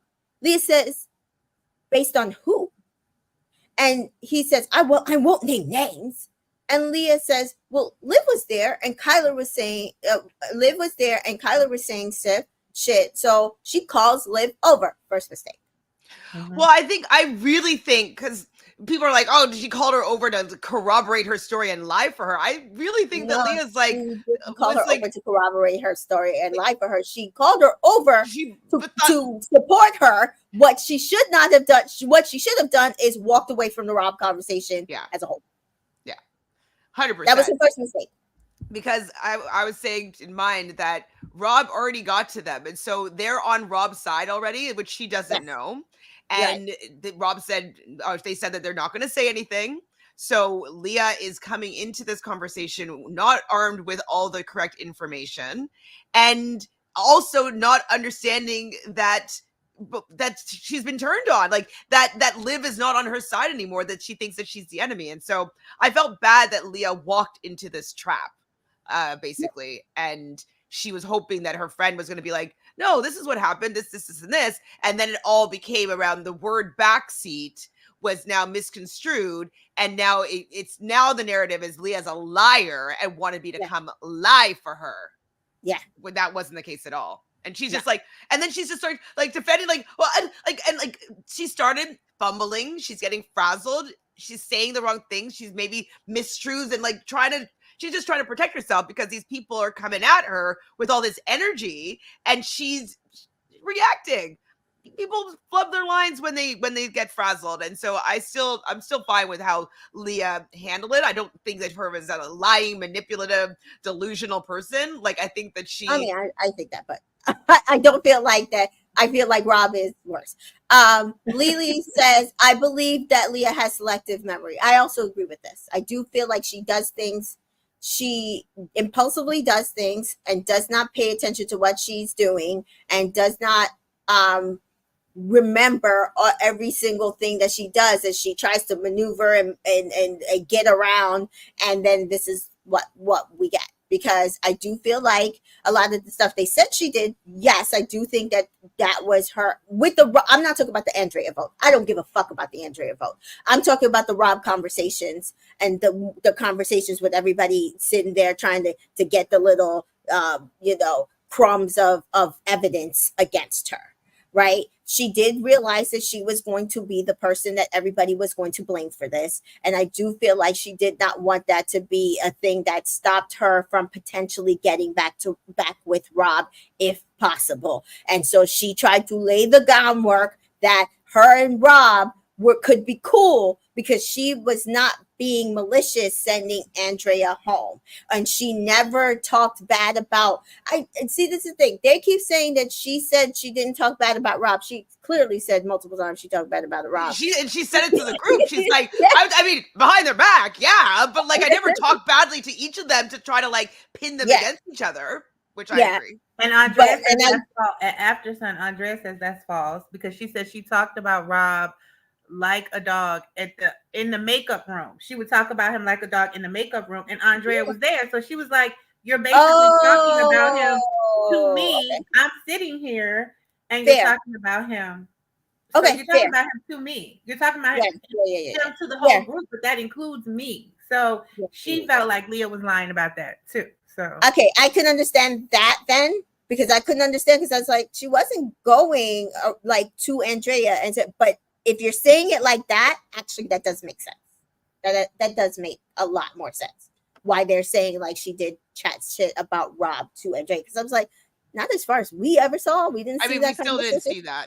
And also, I mean, we did see that. We did see her talking shit about Rob in the dressing room to the group. So yes. And like, I've never seen Andrea be there personally. So, but maybe. But like, okay, do we know for a fact that Andrea was there and it wasn't like Nicole was there? That's what she said on After and told Andrea the information. No, you know what I mean? Like, she said she was sitting right there. I haven't seen this, but whatever. I don't know. Sure. So she's she says she says to Liv, why does he think I took a huge part in Andrea leaving? And Liv says, well, I do think it's hypocritical that you said you took a back seat in the conversation. Well, Leah says, I wasn't trying to give a huge opinion on the situation. Liv says, well, you, Kyler, and Serena voted for Andrea. I voted for the other person, which was not Janae, please. Like, people, like, get over it. And Kyler says to Aaron, I should be over there. I think this has to do with me. I should be over there. And he stops her. And it's like, please, Kyler, please, can we not do this? Like, do not let this man. You've been starting it, instigating and stirring the pot. And now you don't want her to be over there. And of course, she listens to you because you're her master. So Leah says, I told Aaron my feelings and emotions didn't weigh into this. And Liv says, well, it's upsetting that we sat over there and we all agreed to back the decision as mutual, but you were going around and claiming that you didn't help make the decision. Leah said, I never said I took a back seat. And then they just start arguing, and the villa's watching, and they go back and forth. And Liv says, I need you to own your actions. Leah said, I never said I didn't talk shit about Andrea. And Liv is like, now you're contradicting yourself. And Rob said, you said you cared about me and that you didn't talk shit about us. And Leah just stops talking. And then at this point, Serena gets up and comes and shuts it down. She's like, what we're not going to do is gang up on Leah. And as Danita said right here, Rob knew not to go grab Serena because he knew she wouldn't fall for the BS, because this bullshit would have been shut down a long fucking time ago. Exactly. That's it. This was manipulative bullshit. 100%. Where I am putting the blame on Leah is she should have never, ever, ever, ever put herself back in this position with Rob, right? Because she knows he's manipulative. She says it. She says he's a drama king. She said, but she likes it. That's the problem. Yeah. She told you she needs therapy. She likes the toxicity. Yeah, she likes it. Yeah. But she needs to stay away from him. So Liv and Leah start shouting. And Janae gets in the middle, tries to calm Liv down. Liv says, if you think that what was said, that if you think that was what was said, then fine. And Rob says, I just want you to know you've been lying to me and we're over. Rob says, I just want her to finally admit her lies. And that was the end of the episode. In episode 16, Liv tells everyone she tries to get me to come back her side with Rob. And she says, I told her, well, actually, I don't care for all the lies you've been going around and telling her. And Liv said, and you saying you took a backseat to Andrea going home is like not true. It's more like you being a passenger princess because you were involved. And Rob to Connor, all she does is lie, lie, lie. Leah said, I never said that I did that. And Serena says, no, you didn't. She's like, but I knew I would get the blame. And I did. And Liv, it's just mean. She again says, I didn't try to have a big voice in this, but to call me a compulsive liar and delusional, Rob, it's just someone who wants to get someone blamed because he's a drama queen. And of course it's me. But for Liv to back him is just wrong. And I do agree, Liv backing him is wrong. Liv being upset that they agreed to, of course, to come up with this is the game plan, and we did. This is what we decided. Together, 100%. 100%. I agree with her. Yeah, right. Because Leah wasn't being a girl's girl by trying to make it seem like it wasn't collective, and then Liv wasn't being a girl's girl by arguing this man's point to her. Like, so I'm just like, both argue your own point, which your own point was actually fair and right. Like, I don't feel it's fair. I didn't even vote for the girl. And I'm the one getting part of the blame, being interrogated. But she was vocal in her giving her thoughts out. You know what I mean? Yes, and so, like, from looking back at the situation, everybody gave their points as to who, why, whatever. I do feel it was equal, but I do feel like Liv had a louder voice when she was saying what she thought would happen, whether she voted that way or not. I do feel like she was quite vocal. So I think that she also didn't want to be the one that was going to be taking the blame for this vote as well. And I think that that's what she was assuming was happening, because she knows that she was actually more physically vocal in the words that was said, and but they all decided that they were going to take equal part in the decision. So I think that Liv was also trying to save face a little bit there. I do understand though that like it was a little bit out of pocket for Leah to say that, to make it implied that she wasn't an equal stance that they were taking with this vote, that she wanted to maybe absolve, any feelings of hate in Rob's eyes. But I also understand that Leah knew that she was going to be given taking all the blame was going to be put on her. All the hate was going to be coming back at her. And she was just trying to lower the blow. Like, she just didn't soften the blow. She didn't want it to be him to be as mad at her, because she does still care about him. She does still like him. And she didn't want take a chance for him with him as well. Say again? And she also still wanted a chance with him. A chance, exactly. And so I think that she just wanted to make it clear, like, hey, like, I wasn't trying to make this happen. It wasn't like it wasn't me forcing this to happen so I could try to get back with you. Like, I really don't want that to be how it came across. If she just said it like that, he might not have had as much to spin. Ammunition, yeah. Yeah. But the words that she chose, he was like, ooh. Yeah. She's saying that she took a back seat. Let's see if this is true. Yeah, and she's lying to Connor. Ooh, we're gonna use all of this. Yeah. Right. So Liv says, I don't know if she was spinning this to get Rob back or not, but like, she was involved. Rob pretends that Leah is the only manipulator in the situation. Oh, sorry, did I put my opinion in that? Yeah, I was so scared to have that conversation with her, but I had to do it. For me and for Andrea. And if I hear that girl's name one more fucking time after this episode, I wish her the best. It's like, oof. Nicole and Miguel chat. And Miguel says, well, apparently it does upset him to see them, her and Kendall together. I don't want to tell you to make a decision, but yeah. So even Miguel is getting antsy at this point. And Nicole is shocked. I didn't know it bothered him. Mm-hmm. And Connor, figuring out now at this point, he's probably going to get dumped. Pulls Cass and tries to talk her up and makes her a grilled cheese. Nothing that I saw out of that conversation. He can't even make that properly. Cheese was everywhere. Took hours to clean that thing. Janae and Kenny head to Soul Ties in a chat. And she just stated that was, they both agreed that it was one of their best dates. And she finds out he's Dominican. So we see Connor talking to the guys that Cass is his type. But are you her type? Liv says, I won't let her tell everybody to the makeup room, everyone, that she didn't have a hand in the decision. Rob and Connor to the boys, oh, the big bad Leah lied and manipulated to the both of us. And Cordell says, yeah, you guys didn't deserve that at all. Leah to Janae. Wait, he said words that I was mad at. That's when they were all in the change room, right? And Connor was like standing and making a declaration, being like, what was the word? Oh my God. I didn't take notes. I mean, most of his words were lies and manipulation. So I've just not been writing them down because stringing him along.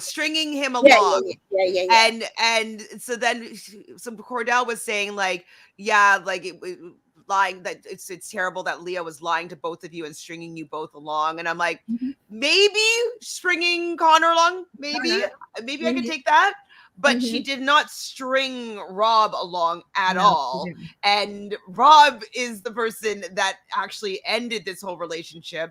When she was trying to vocalize her opinions about what was going on, he decided to stop. I can't, I'm crying. You're not asking me about me. I gotta go jump in the pool and hide underneath the dock. Like there's no stringing along that happened there. She was just like, what's going on? Like, right. And then he goes and chooses another girl. So the fact that they've already kind of like mind warped Cordell into thinking that Leah is the big bad boogeyman, and she really didn't do anything that wrong. Like she might have waited a day too long to tell Connor that she just wasn't that into him. Okay, but that is probably her biggest offense in this scenario. Is that she just took a day too long. Talking shit about Janae. And okay, sorry, I'm talking about like these two guys, but yeah. I did not like the talking shit about Janae with Connor, like at the beginning there, and like the little spat that they had.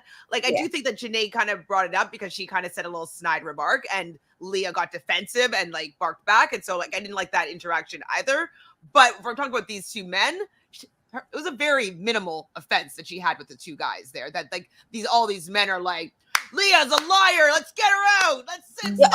I personally don't feel like she did, because I called her and Connor being done like as soon as they started. Like I knew she was not in an emotional place to be with somebody in a moving forward connection.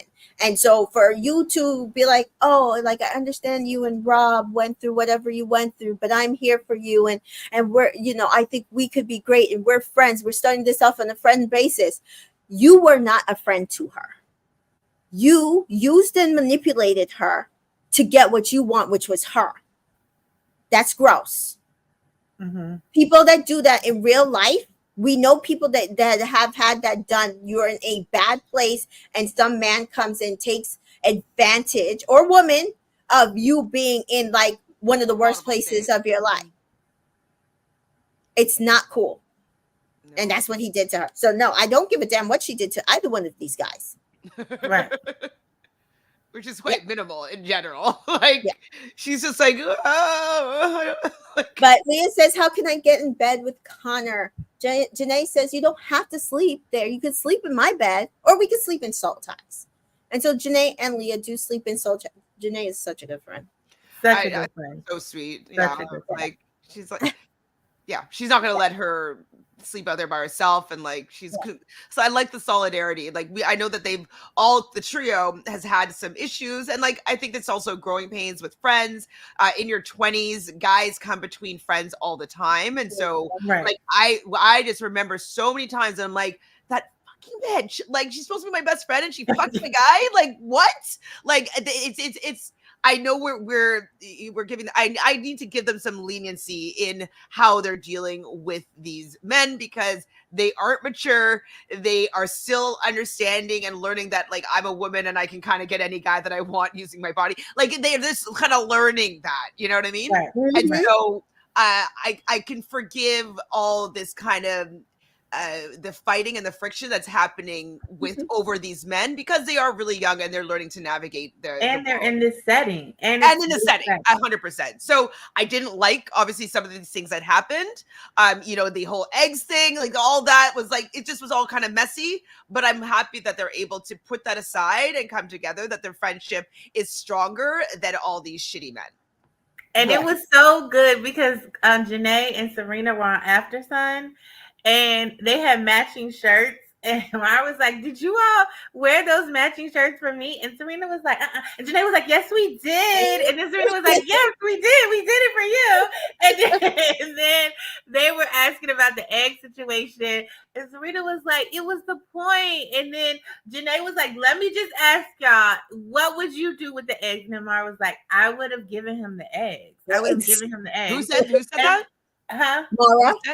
Mara said she would have given. Mara would definitely have given him. She would not left. Mara would not have left. She would have said, take a bite. What were y'all talking about? She would not have left. I would have given them the eggs. And so they were laughing. She was like, but this is my girl, whatever. And then they were like, Janae, how about with Kenny? She was like, yes, this morning I made him 3 softly scrambled eggs. Yes, I cooked for him. They were like, did you make your new man some eggs? She was like, I sure did. 3 softly scrambled eggs or whatever. And then they were like, now you have somebody in your bed. She was like, yeah, I kind of miss having my bed to myself, but it is nice having him in my bed. They were just so cute together on there. I feel like they could have their own reality show. I love their friendship. Yeah. I can see that. It just was really cute. They're good yin to yang. So I could definitely see that, like a good podcast or something. Yeah. Janae and Serena were so cute on After Sun. Jessica agrees. They really are like sisters. I'm glad they got to talk about the egg situation so everyone else can move on. It was not that deep. I know. Yeah. For real. Because we do have here that like Jagal was saying, Janae is not good at choosing friends. Her besties are Serena and Leah. That will not end well, keeping toxic people around her. I don't think Leah is necessarily her bestie. I think that Serena is her bestie, which is why they were both on the show together. Right. I do think that, Serena also is best friends with Leah, but they are all a trio. Supportive. Right. Yeah, they're a trio. And I actually think that this trio, as it stands right now, would be a group of people that will stay in contact with outside of like I could see them hanging out and doing things together. Like I don't think that it's going to end at this villa. I do think that they might have made a lifelong connection. So I don't know if I'm just like I'm a hopeful person because I love friendships, but that was me. That was me on Monday about Rob leaving. Rob leaving. Yeah. I know you were on your live by yourself, like he's leaving, and then when you started reading the chat, you were like, "What do you mean he's not leaving? Why are y'all saying this? Y'all you watched it, right? Because you're telling it never occurred to her. It was like it never occurred to her. You should have seen her reading it. She was like, "Wait a minute." I was trying to explain it to her. I was like, "No, I was sitting there like, so Rob's leaving," and I was happy, and I looked at the chat and I was like, "What do y'all mean he's not leaving?" I can't. It's still hilarious to me that you were like, she really cried. I'm telling you, I don't know if it was because she was already getting sick or what, but she was convinced that man was leaving. And when them 50 people in that chat was like, "He's not going nowhere," she was like, "What? Who said that? Who said that? What do you mean? Why would y'all say that? He said he was leaving. Where you get that from? What?" It was like. It's so funny. It's like there was pretty much no doubt in my mind. Like when he first, I was like, "Oh yeah, sure, you're gonna leave." And then there was at one point I was like, "But maybe if he wants to leave to have a specific narrative to like," but I'm like, "Nope." But he wants the camera time, so nope. He's not leaving. He is gonna spin it. Ariana said the same thing. Ariana said the same thing on After Sun. She said that she didn't also think he should leave, but she also didn't think he was going to leave, and that's why she said, "Well, I don't think you should leave, but you know, it's on you." So she's like, she was trying to call his bluff. She also said that night went on so much longer. That she's like, the vote went long, the aftermath went long. She said her phone. She was doing TikTok. She was like, "What in the world is going on?" She said it was long. So yeah, that's just so funny. So we do see that Aaron asks if Nicole is team Kendall or Miguel, and she says she's not telling. So I guess Aaron has switched his new, like what he's going to busybody now. Aaron and Kyler make out. We really don't care. I don't, there's nothing about that relationship that pulls me. Well, as soon as I decided that I do not like Aaron whatsoever, and now I don't appreciate the dynamic between him and Kaylor, like I'm off them. But they're probably gonna win. Yeah, they probably are. We've been speculating that they have been trying to get a white couple to win this show for a very long time. And I do think they're throwing their hat behind these two. And so yeah. Everyone chats about what happened the night before, and Leah pulls Liv to the balcony, and Liv says, "Well, we both need to speak, so if we can't do that, I don't want to do this." And so Serena and Kyler says, "Listen, we all made the decision. We'll all go on the balcony and have this." That actually was like, I was happy Serena interjected there because when you know, Leah, it takes a lot to go up in front of everybody and be like, "Hey, Liv, can we go and have a chat outside on the balcony?" Like wanting to squash this. It's something that's on her heart. Like I think that a lot of people would expect her to be like, "Fuck that, I don't care." Like, you know, like I was like, and she wanted to confront it directly with the person that she was having the issue with, not with Rob, with Liv. But then Liv turns and is like, "Well, Kayla has to come with me because like she was her opinion as well." And I was like, "So you want it to be 2 against 1 for Leah?" Yeah. I was like, "That's not cool." So I love that Serena's like, no. How about we all go back out since we all were there and we can hash this out appropriately. Exactly. So I was very happy that Serena's and Janae's like, "Okay, be well. Okay, play nice." Like, Janae's like a dead mother. She's just like, "All right, girls, like, let us get this together. We've got this." She's like, "Oh, I hope they can fix it." And so I didn't write everything, but Leah says, "I thought we were close enough that if there was an issue, you would have come to me and we could have hashed it out. Now, I do admit that I should not have pulled you over into that chat with Rob without having the conversation with you first. And I will take that." And Liv does agree. She should not have done that in front of everybody. And so basically, I'm like, oh, cool, we all agree. Because that was the other thing. That was Right. the problem. That was the problem. Literally. Everything else, nothing else like matters. Well, and like in Leah's defense, though, she didn't realize that there was a problem, right? Right. And so Liv should have, when there was a discrepancy with how things went down, as a friend, I'd be like, whoa, Tamika, Rob is telling me that you think that we taken a back seat. Like, where would he get that idea from? And she's like, Mhm. oh, well, I said that to him, but like, I didn't mean like that I didn't have any involvement. Like, I meant that like I wasn't actively pushing for blah blah blah. And be like, oh, okay, well, because he's really thinking that you were saying that and she'd be like, no, that's not what I meant. And then she could have cleared it up right then and there. You know what I mean? Yeah. Yep. But that's because you're not having fantasy up in your mind and you've already come up with all these different scenarios. As no shade, but Pisces do that. So once Rob But I implanted also that, think she's just immature. came up, I think that also takes maturity to understand, you know what? Yeah. I'm not going to sit there and listen to the gossip. I'm not going to sit there and be like, oh, she definitely did that because I don't trust her. I'm be like, I don't care if I don't trust the bitch. We had a conversation. She better have stuck to it. I'm going to go confront her now and have that conversation. Wild though, like I would never, ever take the guy's side immediately. I would go to my friend first and be like, even if she was lying, I'd be like, this is what he's saying. Like, what's going on here? Like, that's not what happened. So why is he saying that? And that's what would be my first instinct. Me too. I don't care if he did say keep this between us. I'd have been like, whatever. As soon as he left, I left him. Things that people Girl, say keep this between us that I've told like my best friend. Like, come on. That's who you tell. Exactly. That's what I'm saying. I would have been like, yeah, he said. And I do think like and when you're more immature, you probably would only do that with the best friend because like when you're in your friend groups, like you're closer to one or the other. You might not do that with everybody. And so I said, I would never shit talk a friend, even if it's an acquaintance. Yeah, no, shit talking, no. But I'm saying I think she did think that she was lying. And so I think she just was like, oh, she's lying. I'm not even going to even just go give her the opportunity to tell me that she's not. Well, because she already thinks that she's a liar because she didn't say that she was still exploring Rob in that whole situation. Right, because she does say it's Rob's fault, right? With his secret, correct. All of this is Rob. All of it's Rob's fault. Come with me to the dock. Like, let's have these kisses. Common denominator here, Rob.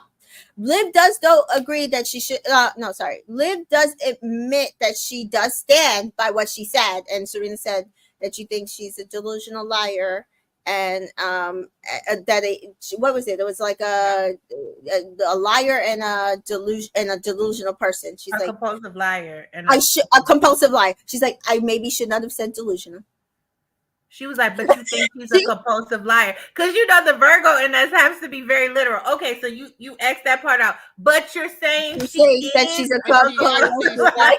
10 toes down on that one. And I was she's like, yeah, I do believe that. I do believe that. She doubled down. and that's the thing. It's like, it's so funny that she could see it in Leah, but she can't see it in Rob.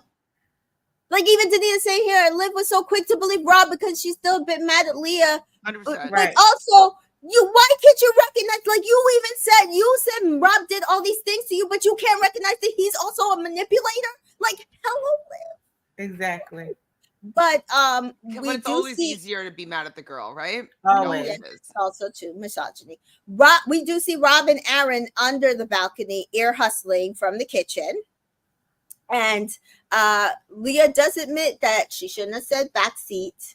And they do just basically squash everything. They give a 4-way hug.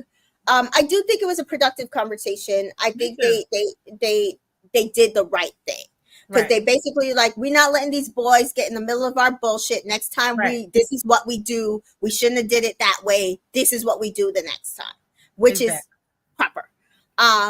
So we do see though that pisses off Rob and Aaron. Oh, I just feel like that there's a lot of bullshit being done up there. I'm like, Rob, slinging horse shit around. I think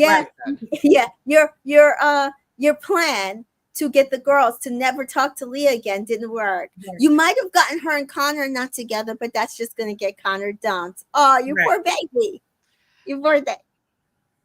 Nicole says that she wants to make the decision, tells them that what Miguel said to her makes her realize that maybe it was just the chase, because now he wants to lock her down. Like, you've got to make a decision now. And he also has not been as patient as Kendall, to be fair, right? Like, you've been taking this for a couple of days. Kendall's been taking this for a lot longer, and now you want this shit shut down.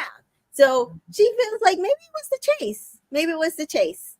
And Miguel also want her to make a decision because he know it's about to be a coupling, and he needs some to know where he's going. Yeah, true. Connor says he likes Cass. So they're talking, they're working out. And Miguel admits that he still like he feels like there's something deeper with him and Nicole, but he likes Leah. He's always liked Leah. But she was with Connor. I know, I do believe that. I think he came in for Leah. Yeah, he came in and he was I think he was interested, and she liked he liked the kiss. Or both of them liked the kiss, I believe. Yeah, they did like the kiss. Yeah. But she was with Connor, and Connor's like, yeah, she's a good girl, go ahead for it. And so they continue lifting weights, and Kenny gets a text. Who has muscle? Hashtag flex appeal. Hashtag who's got the swats. I did not write down the full rules of this game, but it was like, you come down a slide, a pole. And then you balance on a balance beam with a shake, and you drink gross protein shake, because everything that has to be drank and ate on this show in the game is gross. And then you have to take a weight and drop it on the boy that you think responds matches to. Yep. And then you jump into a cold plunge, jump up, go pick out the girl you want to go kiss in the sauna that they have in the back. I got it, right? Yeah. That's from memory, because I didn't write that. that was my photographic memory right there. So we see first Connor goes, and he has to pick who is the most arrogant, and he chooses Kendall. Did we think that Kendall was that arrogant? I thought he was going to... who was it first? Connor. So I thought Connor was maybe going to choose Miguel. I thought so too. Yeah, it was odd. But he kisses Cass because he has nobody else. Next is Kenny, who is the biggest poser. He rightfully chooses Miguel, because I don't understand. That's what I thought. Did the producers tell Connie that you can't all choose Miguel or something? So, and he goes and he chooses Janae to kiss, and Janae does say that kiss was an 8.5.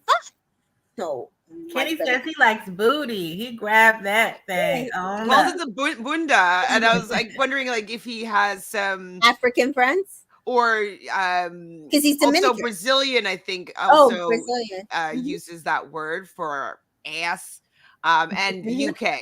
So yeah. Everybody's agreeing here that it's Miguel. like Miguel for both. Miguel should have been the person here. So we see Kendall, and Kendall has to choose who is the least trustworthy in the villa, and he chooses. Here we go with the dramatics. Rob, and Rob is picked. What have I ever done to you? Why would you do? How could you? And he's like, I don't know, guy. And I was like, damn, see, this is why Kendall never loses. Like, I've been hearing things. He's like, I've been hearing things. That whole situation with you and Leah, don't be too closer. Like, is she really the one that was lying and manipulating, or were you just as involved in it? And I was like, yes! If only he stood on business later, but we'll talk about it. And he then chooses Nicole to kiss.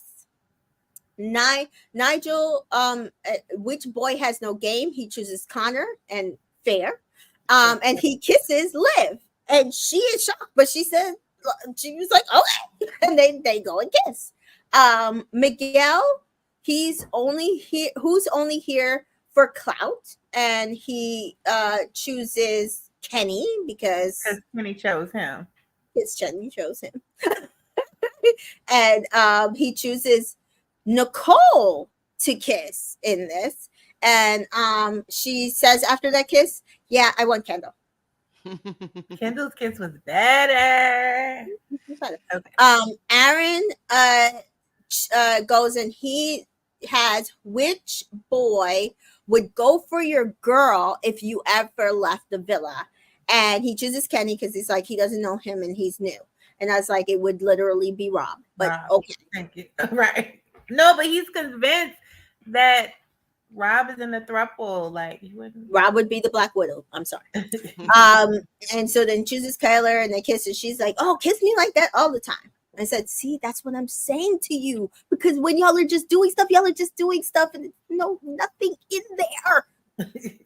Your kisses shouldn't be different. Why is it kissing a challenge with the boy you've been kissing all this time? You were in a shower with him the other day. Thank you. Rob is next, and he has to choose which boy should be dumped. And of course, he chooses Kendall because he's a bitch. And he chooses Liv to kiss on the cheek because she rode for him. And he kisses Cass because he needs somebody to couple up with. Mm-hmm. And like Liv was like, oh, it was so sweet. Like kissed me on the shit. Like I'm like, really? Friends. That's all it takes to get you to be his lackey? I will never understand it. I can't understand why nobody sees this. I can't understand why nobody sees this. He's manipulative. Right. He's really bad. It's really bad. It's actually very scary, really to be honest. Yeah, that's what I'm saying. That's why I don't write down the words that he says because I don't want to put them in the ether. Oh, but they love him. Connor was like, he's such a good guy. On his ex, I'm going to be friends with him for life. Him and Aaron. Jessica says Liv stays shocked. She really does. Poor baby. Danita says Kendall started putting things together when he saw how Rob was talking after the girls made up. Yes, because he was the other person in that Aaron and Kendall Aaron and Rob conversation. Connor wasn't there. Kendall wasn't believing him. He just wished he stood on it. And it's right because it's like, why would you be mad that the girls are making up?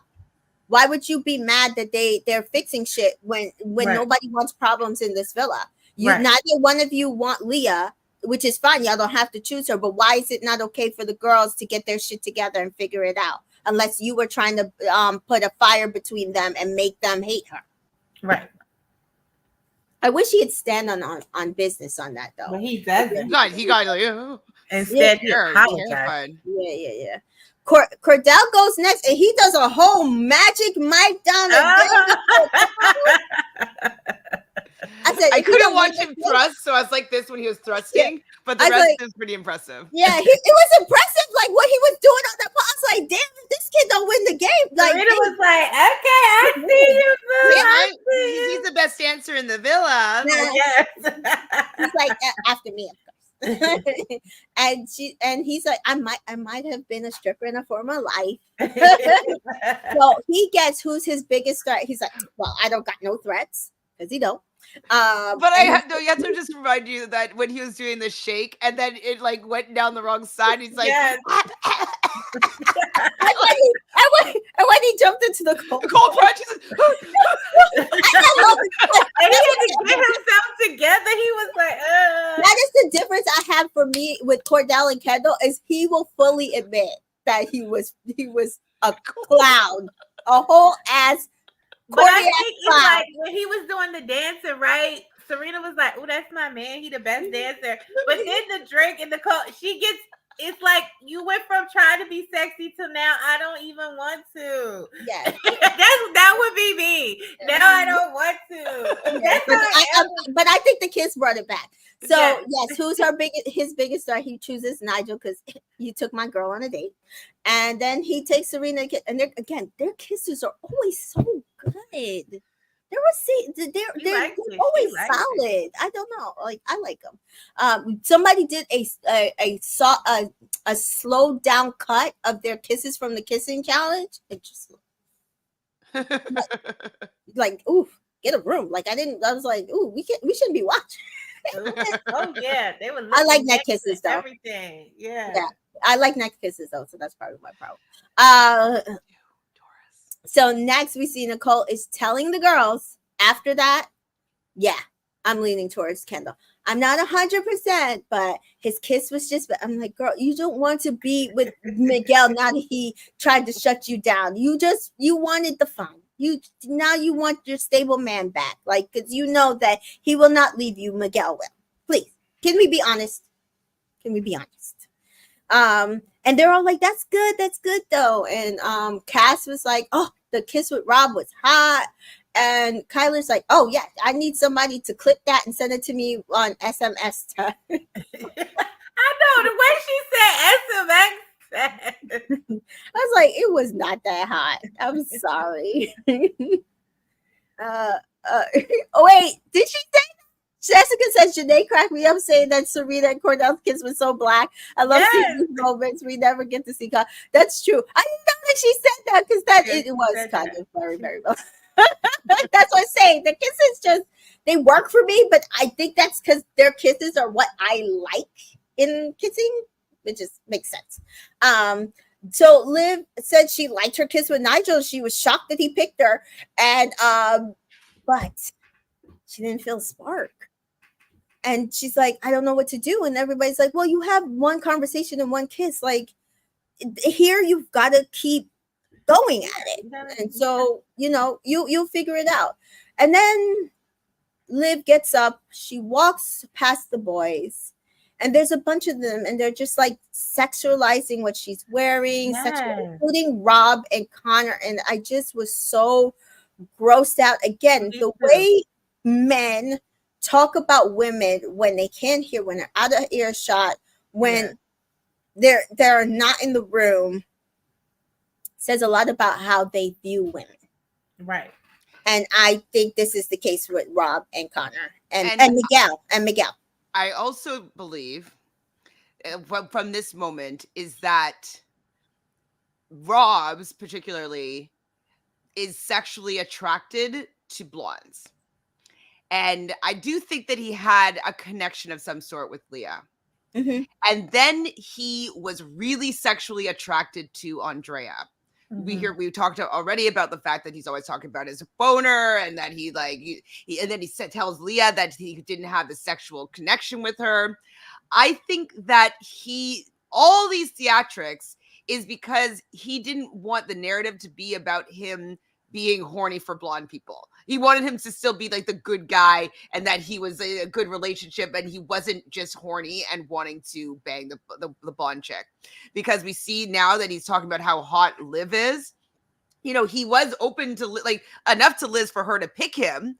So he must have been giving her maybe some like sexual energy, or him wanting to sleep with her or whatever. And then now he's doing it to Cassidy as well. Like, he seems to be having this draw to want to be like, I think that Nicole is prettier than Andrea. And he did not seem to have any sort of interest in her sexually. For a person who likes brunettes. Apparently. So I think that Rob is just wanting to sleep with these blonde women, and he doesn't like the fact that it makes him look like a shitty guy. Mm-hmm. With how he's doing it, anyways. He can want to sleep with whoever he wants to, but right. I agree. Kendall and Rob chat, and he confronts him about the Leah situation, but he basically lets Rob like, oh, I'm really offended because like you don't know what she did to me, and like, why would you do that? Like, I was really not cool, guy. And Kendall just like, okay, I'm sorry, it's okay. Like, and I really wish he was more forceful. Like, what you did to Leah was not cool. I wish most of the guys were more like, what you did to Leah wasn't cool. Rob is their leader. What you did to Janae wasn't cool. I don't care if you found another connection. You don't treat women this way. I wish more of the men in the villa said that. But it's like, we know that Kendall is a little bit of like a bit of a beta, in the sense that like he's not the alpha, and he's not going to go and like come and step toe to toe like with Rob. And so he was honestly feeling that in the game, and so he chose that. And then I don't think he really realized like, oh wait, I'm gonna have to like deal with the repercussions of this after. And so that's why he backed down. Like, he wasn't ready to confront Rob about this. He just thought he could just say it in the game and like it'll be done. I wish though that he had the chutzpah to go and say, Absolutely. Rob, you've been a dick, and like point Right. out why and why he said that, not just apologizing for it. So Yeah. So my Jessica says here, Kendall folded so so quickly. I think quickly. he thought twice about it because Rob is the leader. It's Rob, Aaron, and Connor, and then Kendall, Cordell, Miguel on the outside. Yeah, unfortunately, and this is still a game. So Rob and Cass chat. I have nothing written down. Miguel and Oh, they just talk about the fact that he was like, oh, she's like, oh, you're really quiet. Like, I didn't pick you because like, we didn't really have any conversations. Like, oh, you can talk to me. And then he's like, cause like, I'd love to have gone on that date. We could have looked at the fish together. And so she's like, oh, well, I just like that. She's already like, oh my God, like he's actually would have wanted me to pick him. And so you saw her eyes like light up. So yeah, that's all that happened there. bad. Rachel does point out Aaron was over there. So was Cordell. I was only really stating the men who actually made statements sexualizing Liv. So there were a lot of guys actually sitting there while she walked by, but it was those three that were sexualizing her in that they made statements is what I meant. So we do see Miguel and Leah chat, and he wanted to get to know her, but she was with Connor, and she's like, yeah, I think we always had a good vibe and a good energy. I like what you brought here. And he's like, yeah, so if I would love to start getting to know you, and I think we would be really good together. And she said she's interested, she's into it. And he's like, should we kiss? And they kiss. I mean, they made out. Now, I have to say that I was surprised when Miguel went to Nicole as the only person he was interested in the villa. Because I was like, oh, I thought it would have been Leah. Because I did think that she was interested in Leah in the beginning. And so this confirms that like people say like, hey, Leah's mine or something that we don't see, because the fact that he didn't feel comfortable talking to Leah, but he felt comfortable talking to Nicole when there was also something clearly going on between her and Kendall. So I'm wondering definitely stronger than Connor. It's about the man. It's about the man. Kendall's a beta. I can punk him. He can't punk me. But Rob is considered to be the leader of this, and then Connor as well as in that, and then that's what that was. Superhero trio, whatever. Yeah. Danita says they went in on the kiss. They sure did, and it pissed Connor off, and I was happy. That's what I was like, oh my God, who's gonna see this? Who's gonna see this? Everybody saw it.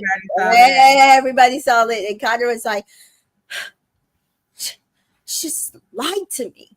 She so lied to me because she would not kiss them. You lied to yourself, Connor, and believing that woman was into you. Jessica says, I also think that Leah is also intimidating. She does not come off as bubbly and open. I do agree with that. She does make statements that once she talks to the guys, she's like, oh, good guy. And she doesn't also seem to be actually open, because she did that with Hakeem. And I also think Hakeem wanted Leah. Like she's done that with multiple people, even when she's not been in a couple with either Rob or Connor. So I do have to agree with that. Janae gets a text in the kitchen, and it is a recoupling. # girls in control. # who runs the world. So Nicole says, girls, time to make a decision.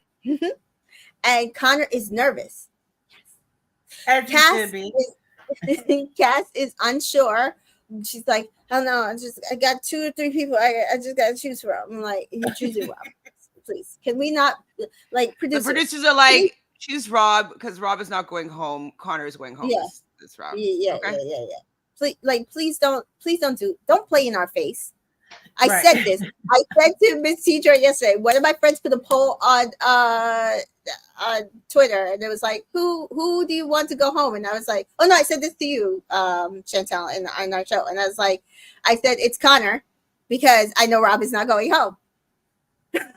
and I was like, that's it. And like, I wanted to be Rob. He would have been my choice, but I'm not even stupid enough at this point to think he's going home. Rob's never going home. He could say like, give me my ticket. I want to go to Heathrow," as you say, or back to wherever he's from. Missouri? I think he's from Missouri. Yeah, I don't remember. Anyways, he's never going. He's here to the bitter end. Till we dump him when they allow us. Connor and Rob is done with Leah. Yay! So one of you will be dumped, just not Rob. Connor, understand? I hope you understand that. No, he doesn't. Liv is not sure about her decision. She's like, I think it's gonna have to be a game time decision. So at the recoupling, we do see the girls choose. Serena is up first. She's like, this man is understanding. He makes me feel like the prettiest girl in the world, the only girl in the villa.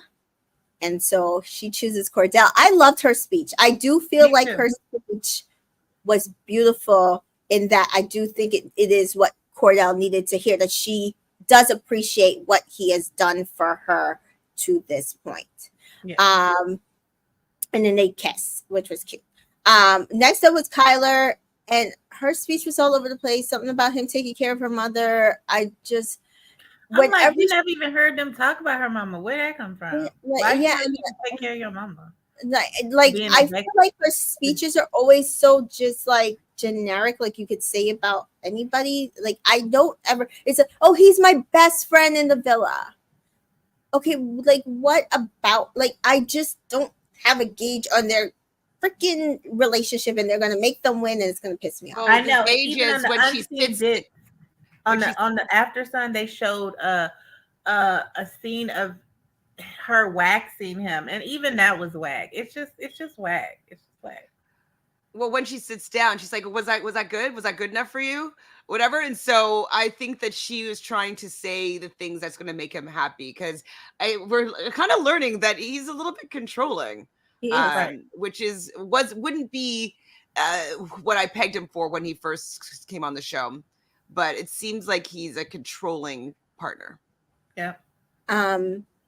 Jessica says, I heard people saying in Serena's speech, Serena didn't say that she liked him. Did say that she likes about him in the first speech. And considering what's happened since the speech made sense to me. Yeah, that's what I'm saying. Like, I'm confused at why anybody would have a problem with the speech. But Danita says people online wanted to hear Serena talk more about her feelings for Cordell, but I think she took the moment to hype him up in front of everybody. He deserved that moment. Yeah, exactly. That's what I'm saying. Like, she took that moment to show everybody that she appreciates the man that he has been for her in the villa, which is why she's choosing him.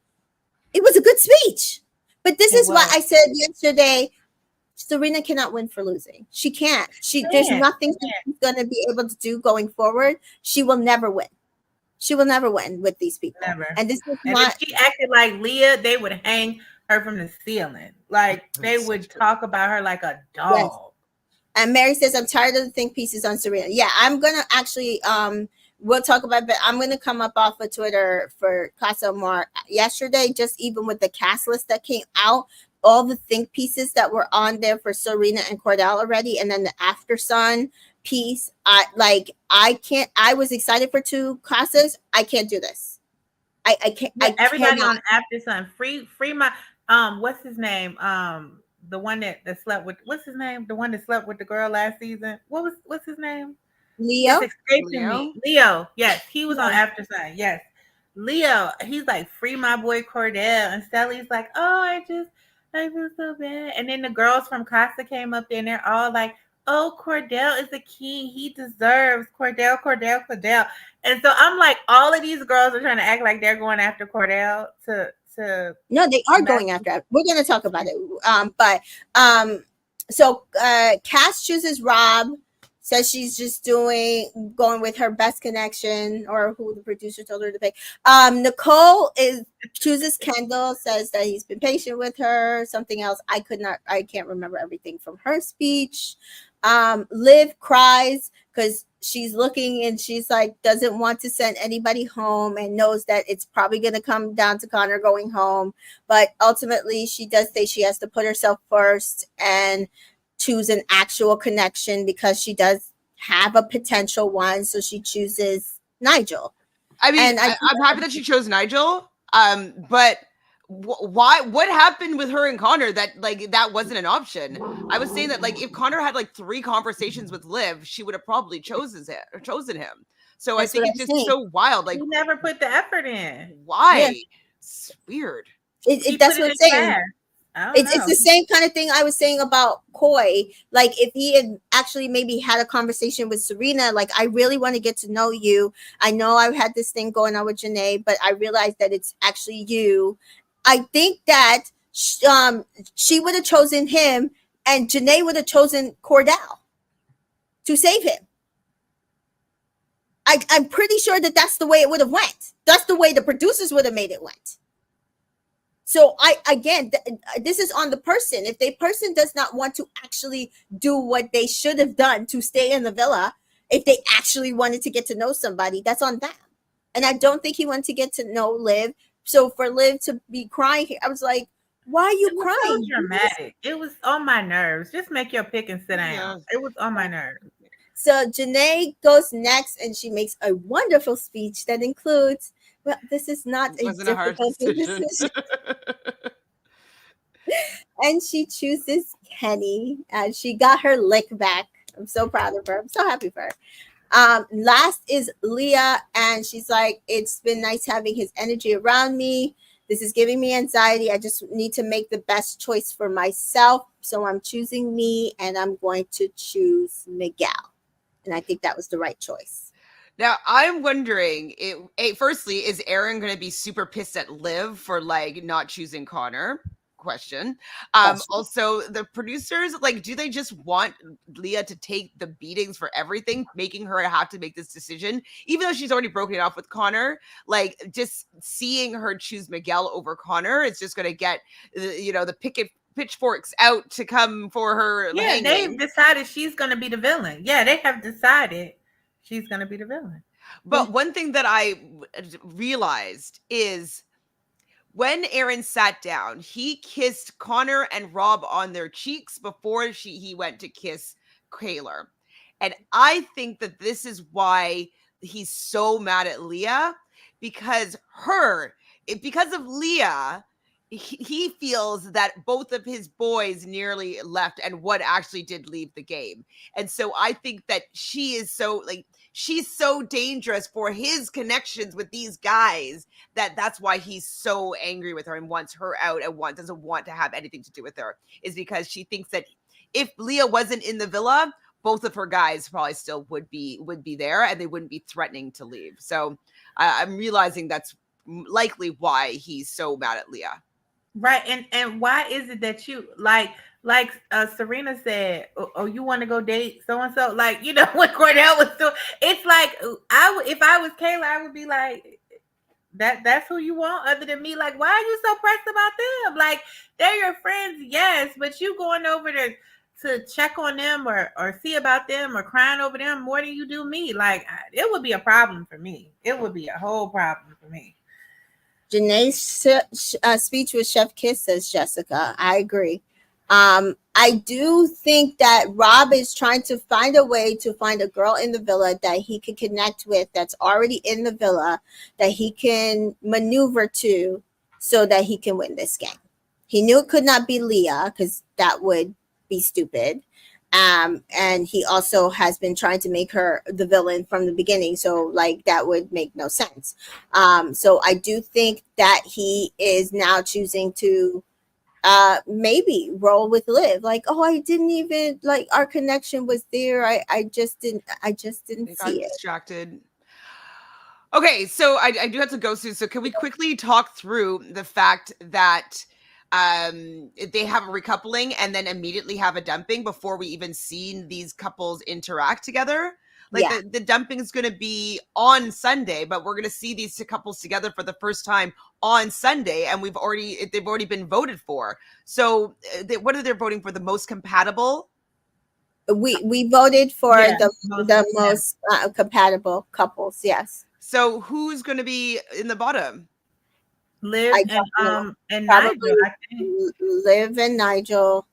Maybe who may I Janae and Kenny. Janae and Kenny. Well, I don't know. A lot of Janae people didn't vote the last time because they thought that she was safe. So this time people were like, we won't vote for her. I did vote for her, and I did vote I for. think But Kendall it and could Serena are going to get Janae's votes, unfortunately. be. I know It's you're doing 2 devices, but not everybody is. yeah. So unfortunately, a lot of people are doing more than that. I was like, damn, I'm grabbing the things now. Because the Leah's stands are very vocal, so now they realize they're dealing with children, and so they have the younger generation, they be voting using bots, right? um the only other thing, another So person, will Leah be in the bottom? Rob and Cass, but I don't know if they will go home. No, they won't go home because they're going to leave it up to the Islanders to vote, and Yeah. like the safe ones for sure. It'll probably be women take the men, and like normal is I think how they're going to do it. But Yeah, so do you think so? Rob and Cass, you think you're going to be? Whenever I say it, I think of Rob and Cass, the there's so many people who are like, a lot of white people who are like, why is Connor going home? He did nothing wrong. This is all Rob's fault. Rob was, and I was first of all, I was Yeah, they're pissed mad at Rob. They're mad they're at mad Rob. at Rob. Okay. So, Okay, so Rob could be in the bottom then. but Rob could be in the bottom. Do you think I think Liv and Nigel are going to be in the bottom. Liv and Nigel. A lot of people are mad at Liv. Some people are like super Liv stands though. Yeah, I but don't see it in the some comments. people won't vote for Liv if they like the people that I know that are Liv stands, they're either voting for Janae and Liv, and if they have to choose, they're gonna vote for Janae. Okay, so the bottom will be Liv and Nigel, Rob and Cass, and It could be Janae and Kenny. I don't know. So it's either Janae and Kenny or Leah and Leah and Miguel, maybe. Yes, but no, sorry, not Leah Miguel. Leah stands.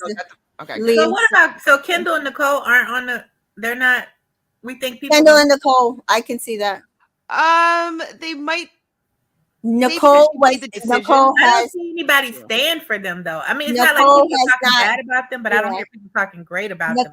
Nicole hasn't been a favored bright light on this relationship, and there are a lot of people who feel about Kendall in the situation that I do. So I also think that they also could be in the bottom. So we will. It might be very similar to the bottom that Andrea went home, right? Correct. So Yes. Rob like and more bombshells. So maybe like either Kendall or Nicole or Janae and Kenny might, depending on their. Please let Janae make it to Casa Amor. I can't take this. She cannot be dumped right before. Please. Why are they doing this right now? The timing is terrible. I think I agree. If Rob and Cassidy is in the bottom and any of the bombshells are in the bottom, they will get rid of Cassidy and what you call it? What's that? Cassidy, one of the bombshells. Either Nigel, because Liv is not feeling him, or Kenny because Janae's not feeling him. No, I think it would be Nigel if they're splitting it up. So they're not doing the couple. So they're not going to just drop the bottom couple. I don't think they never do that unless it's a couple they want to go home. And the only way I can see that happening is if they all really hate the two people in the couple. And I can't think of one couple where they don't like. There's not fans of. Unless Liv because and they just Nigel did that with in the UK with Harriet and Ronnie, right? But the choice was they wanted the shock factor of that one, I think. Yeah. I'm not shocked about that. Very rarely do they do it. They could do it, but like Chantel, I think was about to say, if they do it, it'll probably be Liv and Nigel. Like Liv is done enough, I think, at this point.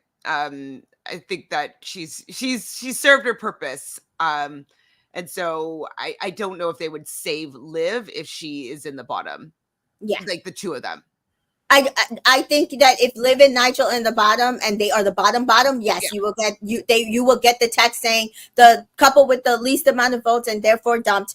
They're not even going to allow what happened the last time to happen again because they don't need that. They're about to go into a Casa Amor. And how many guys are in Casa? 5? Unless they do a double dumping. No, they're not gonna do no. I think there's Ariana 6 was or on 7, there. right? It's just one couple. Ariana was. She said it's just one couple. Okay.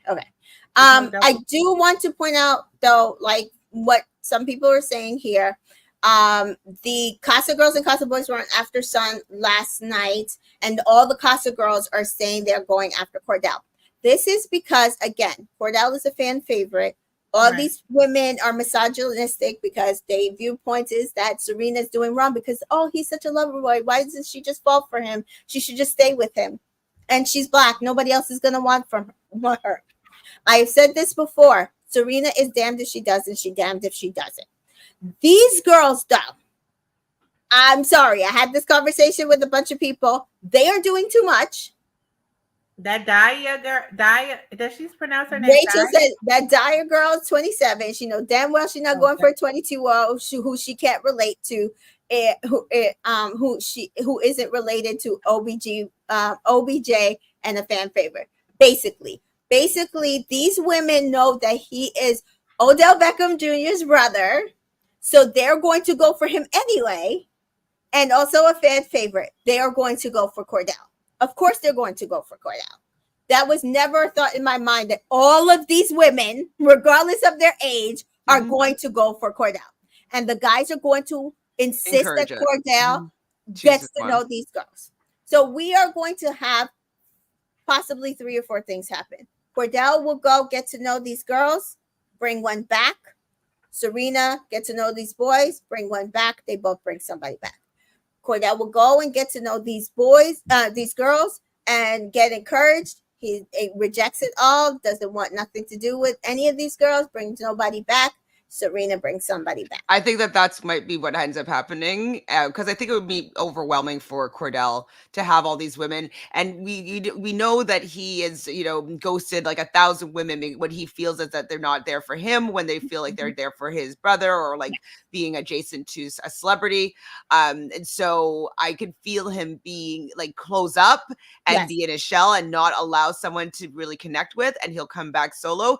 And in that scenario, I kind of think that Serena will come back with somebody because like kind of like this sticker twist situation. I think that I feel like that might be the dynamic that happens, unfortunately. Yeah, I'm not sure because as this person's saying, these kinds of boys ain't the boys, I only briefly looked at them. That's actually true. If she doesn't have an actual connection, because she had a decent connection with Kenny, and like I don't know what happened there. Like she wasn't willing to Nigel, you're sorry. I feel like, anyways, I don't feel like Nigel looks like a Nigel. yes. That's what Ian said too. He came up with all these things. So this is the agenda I wanted to push. I think if she was ever going to move to somebody, she would have moved to Nigel. Fair. I think he has everything on her list that she's looking for, but she did not have a spark. And I think the only way she moves is if she has a spark. Is she has a spark with somebody and she can see that person real, a real or real, meaning if she gets dumped, they're dating on the outside. That's the only way I see Serena coming back with anybody. Me too. For sure. I forgot that we saw who the Casa boys were. I thought it was still like a fictional like idea. So at this point I think they're both coming back single. Yeah. Or maybe there's one girl that is able to make it through. Yeah. So my whole, and then that was the other thing that he pulls a girl and brings her back, and then we'll find out if they can find their way to each other. Danita said this. I don't feel that way because she, like Mara, got on her that she pissed her off by not sticking with Cordell. That was Mora's opinion, who A, can't vote, and B, is on the After Sun panel. And then the way she was making it seem like was that maybe she hadn't saw that Serena and him had a conversation, because then Serena said, well, we had a conversation afterwards and said that, I explained to him why I did that. But so everybody's mad and they're like, oh, Serena's not coming back with anybody because now Moira let her know that the public loves them. Like the voting didn't show that. Yeah, the No, shooting she didn't. More was just kind of like, why are you doing? And she was like, men don't get periods and they don't get this, but they do get me. And I'm a lot to deal with, but he likes it. And we've had a conversation and it's fine. And everybody was laughing and joking. I don't even think Serena took it like, oh, that's the public is adoring them. I don't even think she took it like that, And Robin and Leah didn't even notice that they brought them on together and was asking them all sorts of questions. If they had thought about it, they would have known that was because they were one of the most popular couples in the villa, and he went and moved to Andrea and lived. I had to get out. I stayed half an hour too long. Okay, I gotta go. Okay, continue. Bye, guys. I'll talk to you guys tomorrow at some point. Bye. Bye. So yes, I think that. Oh, okay, good. So I think that they are going to try to come at Cordell, and I feel like if Cordell allows the boys to manipulate him into going for a girl, it's not going to play well for him. Right. He needs to do what we know him to do and stand on business and make the choice. I'm not saying he shouldn't move. I'm not saying that he shouldn't entertain. I'm not saying any of that. I'm actually saying he should do what he wants to do, which is pick somebody, not pick somebody, entertain, not entertain. Right. That's my whole thing. But I think Serena is damned if she does, damned if she doesn't. If she goes and she doesn't entertain these guys, they're going to say, oh, she knows that Cordell is the fan favorite and he's Odell Beckham Jr.'s brother, and so she stayed with him. She don't really like him. She's using him. Exactly.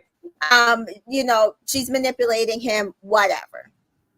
If she does go into it and she gets to know the guys, she's getting to know them. She doesn't want Cordell. And that's what she's supposed to do. If she gets to know them, my God.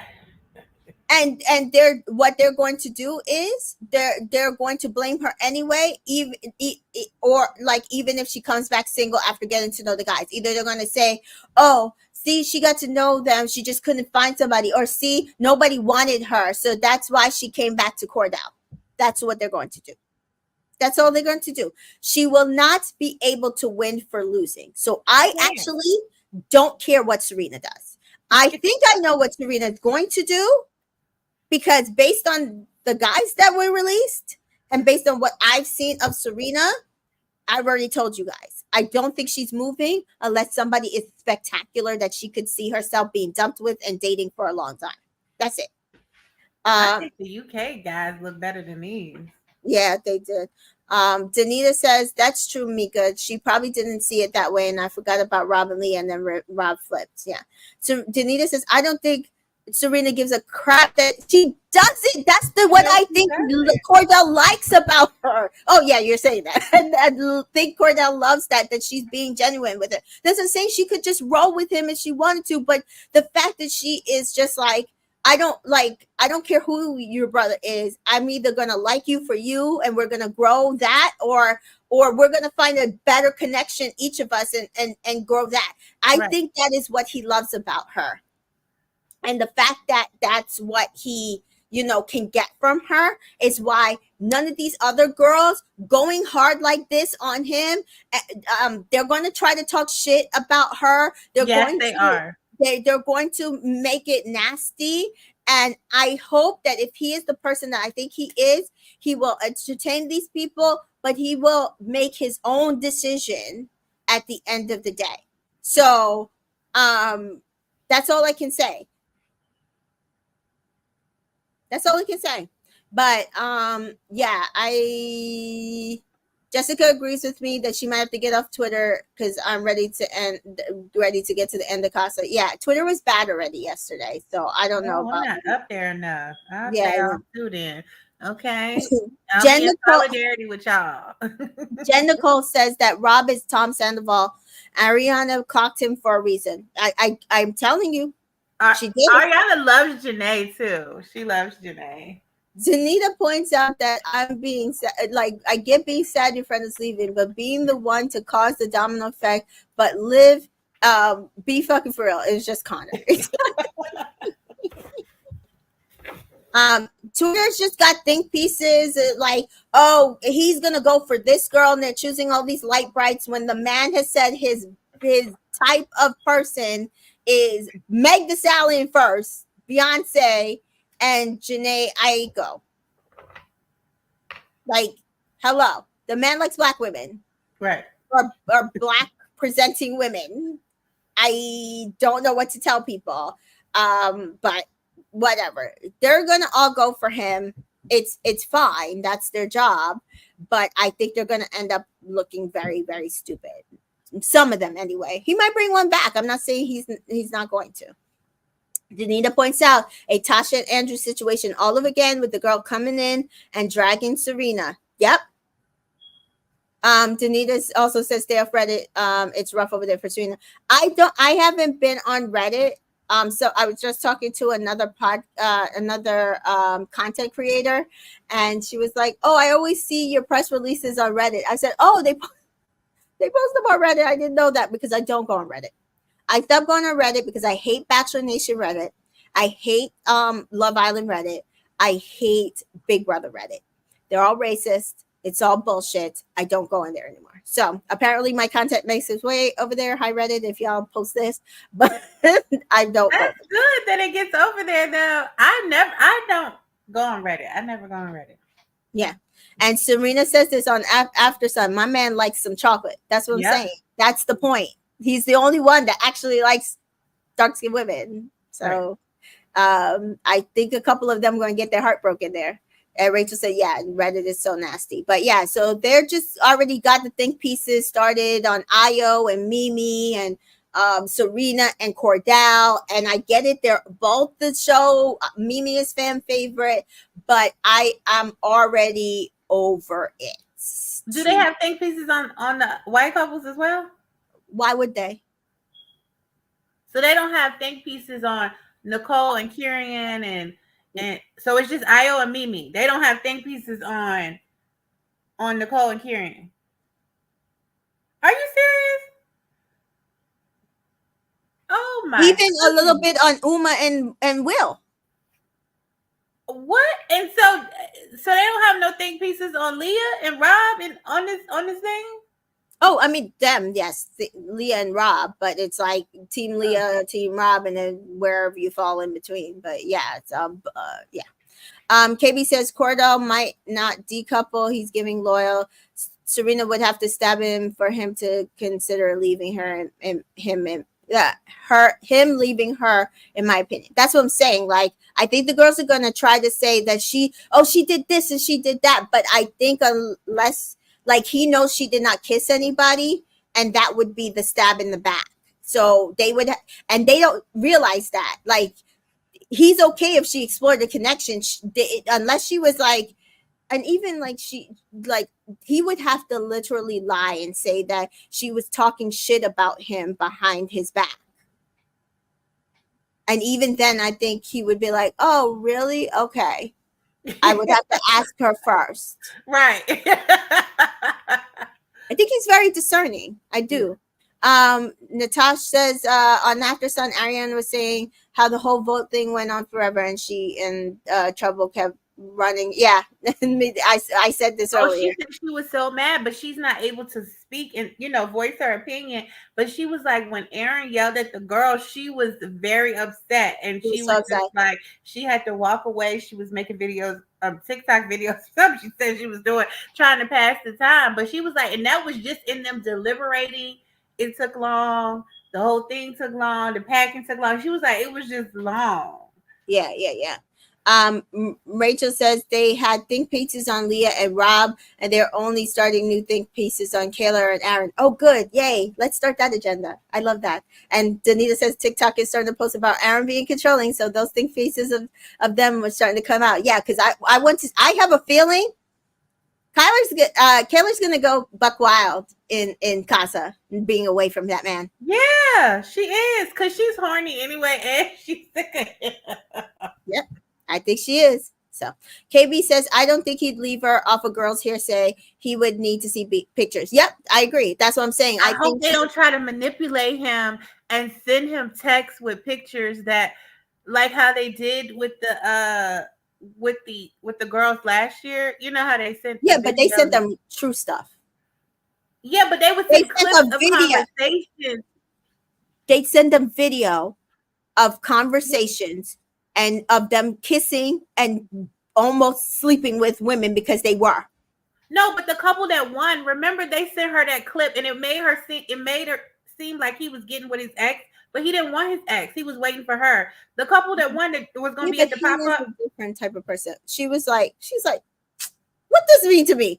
If he want to go with his ex, let him go with his ex. We're KK. Yeah, but I'm just saying, they just had this small, he really wasn't doing anything, but it was this small part that you could interpret any other way. Yeah. And so what I'm saying, everything else they said wasn't misleading, is what I'm saying. I know that, but I'm just saying because they were trying to manipulate. So I'm saying for them to do that with him only being 22 and not able to be like her and be like, what is this? You know, I hope that doesn't happen. That's all I'm saying.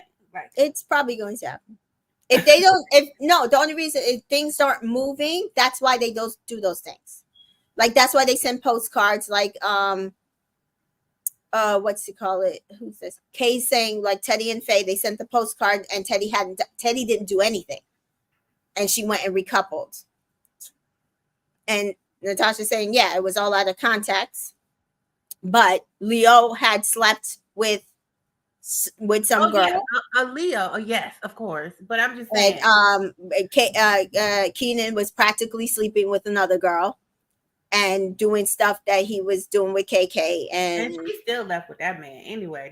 Still left with him. Yes. So, I do think it's possible. That's why I'm saying to you guys that I might have to come off of Twitter, like delete the app for the week, and then come back after Casa's done and we see the fallout, because the think pieces have already started and nothing has happened. So regardless, like however he moves or she moves and the producers manipulate, like I really still feel like people are still going to blame Serena for whatever happens regardless. Yeah, and so that's what I'm saying to you. That's all I'm saying to you. I'm not saying that the producers and these women are not going to manipulate him. KB says, y'all want Cordell and Serena together, but I'm rooting for them to find better matches. I like them individually, but I'm not deluded about them. No, I want them to find the right match. I don't want them to find matches based off of being misled. Right. And I want them both to be in the villa and be happy. If they're not going to be together, I still want both of them in the villa with good matches and being happy. So I don't want it to be a manipulation type thing and then somebody gets voted off and dumped and it was just all a ploy misunderstanding with the BS. Right.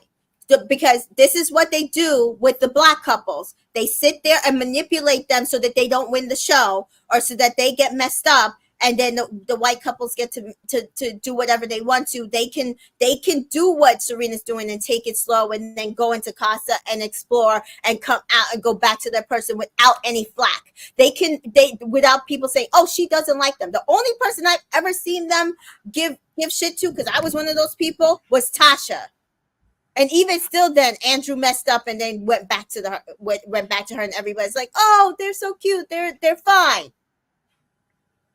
So that's my point. I am not saying I need Cordell and Serena to be together. I am saying I feel like they have the best connection currently in the villa. And if there is a better connection, fine. But a better connection is not a manipulated connection. That's it. Because my whole thing is, Serena does not deserve to get shit for exploring her options on a show where you get to explore your options, and every other fucking person on this show has done that without a problem. She is the only one that's getting shit for exploring their options. Because even Nicole wasn't really getting shit until Kendall started like complaining about it. Because she just got there. So why is Serena not entitled? Why, when she went on a date, there was all these think pieces that she's gonna kiss Nigel, and she's gonna do this, and she liked him better. And to me, he is everything that she's asking for on paper, and she still did not want him. And I need I know we know better about the narratives they use for Black women. That is my point. My point is not to keep Cordell and Serena together, because my whole thing is he's 22 and she's 24. They might not fucking stay together after this. That like this, like being for real. Yeah. So that's all I want to say. I don't want it to be misconstrued that I just want these two people that I like in an unhappy couple.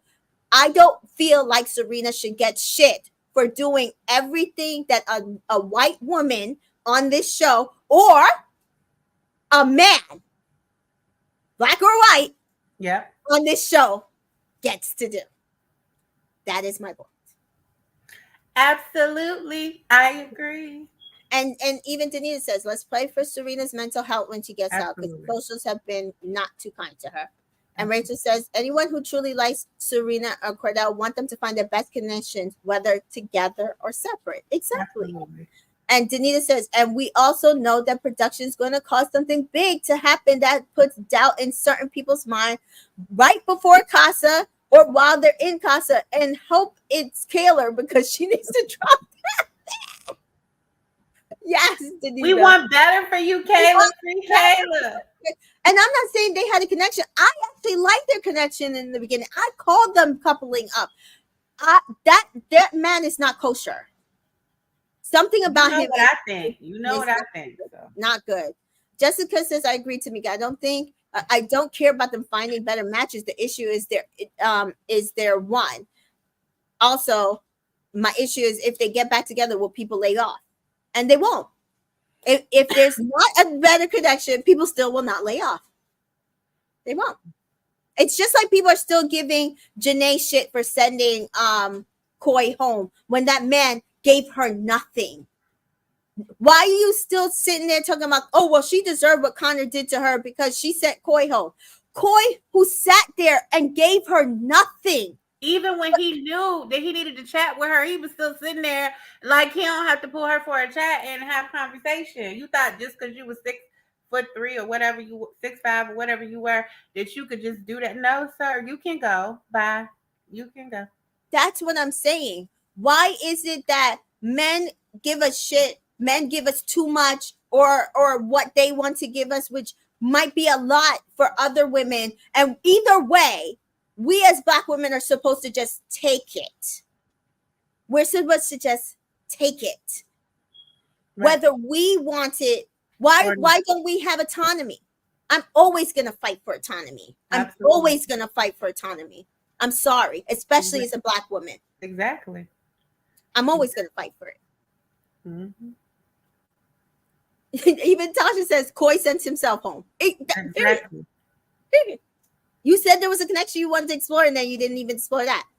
KB says Twitter is a toxic cesspool of unhinged people, though. Yeah, that's what I said. I'm probably gonna have to delete the app. Danita says if the fans are still giving Serena shit for this egg situation, they will definitely still be on her for if she and Cordell stay together post Casa. Yep, sure will. Yeah. And that's why I said I had to apologize to Tasha and Andrew, because I did not think she liked that man, and they are still together. And I know that Chantel says she thinks that they still faking it, and we're all like, they can't be faking it 3 years later. Come on. Okay, on that note, because Love Island UK is about to start. Miss Tijo, tell the people where they can find you. You can find me at Miss T Joy on Twitter, on Threads, on Instagram, YouTube, all of those places. Yes.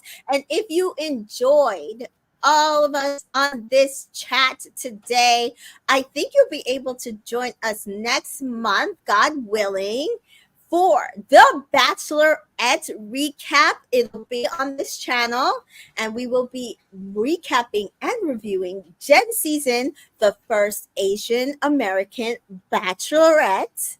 We have Um, to do a cast assessment, we don't do we? have to do a cast assessment, but we could do that. I'm off Friday and Thursday, so anytime next weekend, I'm Okay. available. So we'll ask Chantel when she's available as well. So we'll do a cast assessment, and then it starts July 8th, everybody. So I'm excited for that. And as always, so make sure you follow Reality Realness. I'll try to put her information actually in my description of the last few videos, because I'm over there with her recapping Love Island UK. But also make sure that you are following me everywhere on Instagram, Twitter. My Twitter's gone. Sorry guys. Facebook and TikTok. And comment down below. Who do you think Cordell's going to couple up with? Do you think he's going to couple up with? Who do you think Serena's going to couple up with? Do you think she's going to couple up with anyway? Who do you think Janae's going to couple up with? And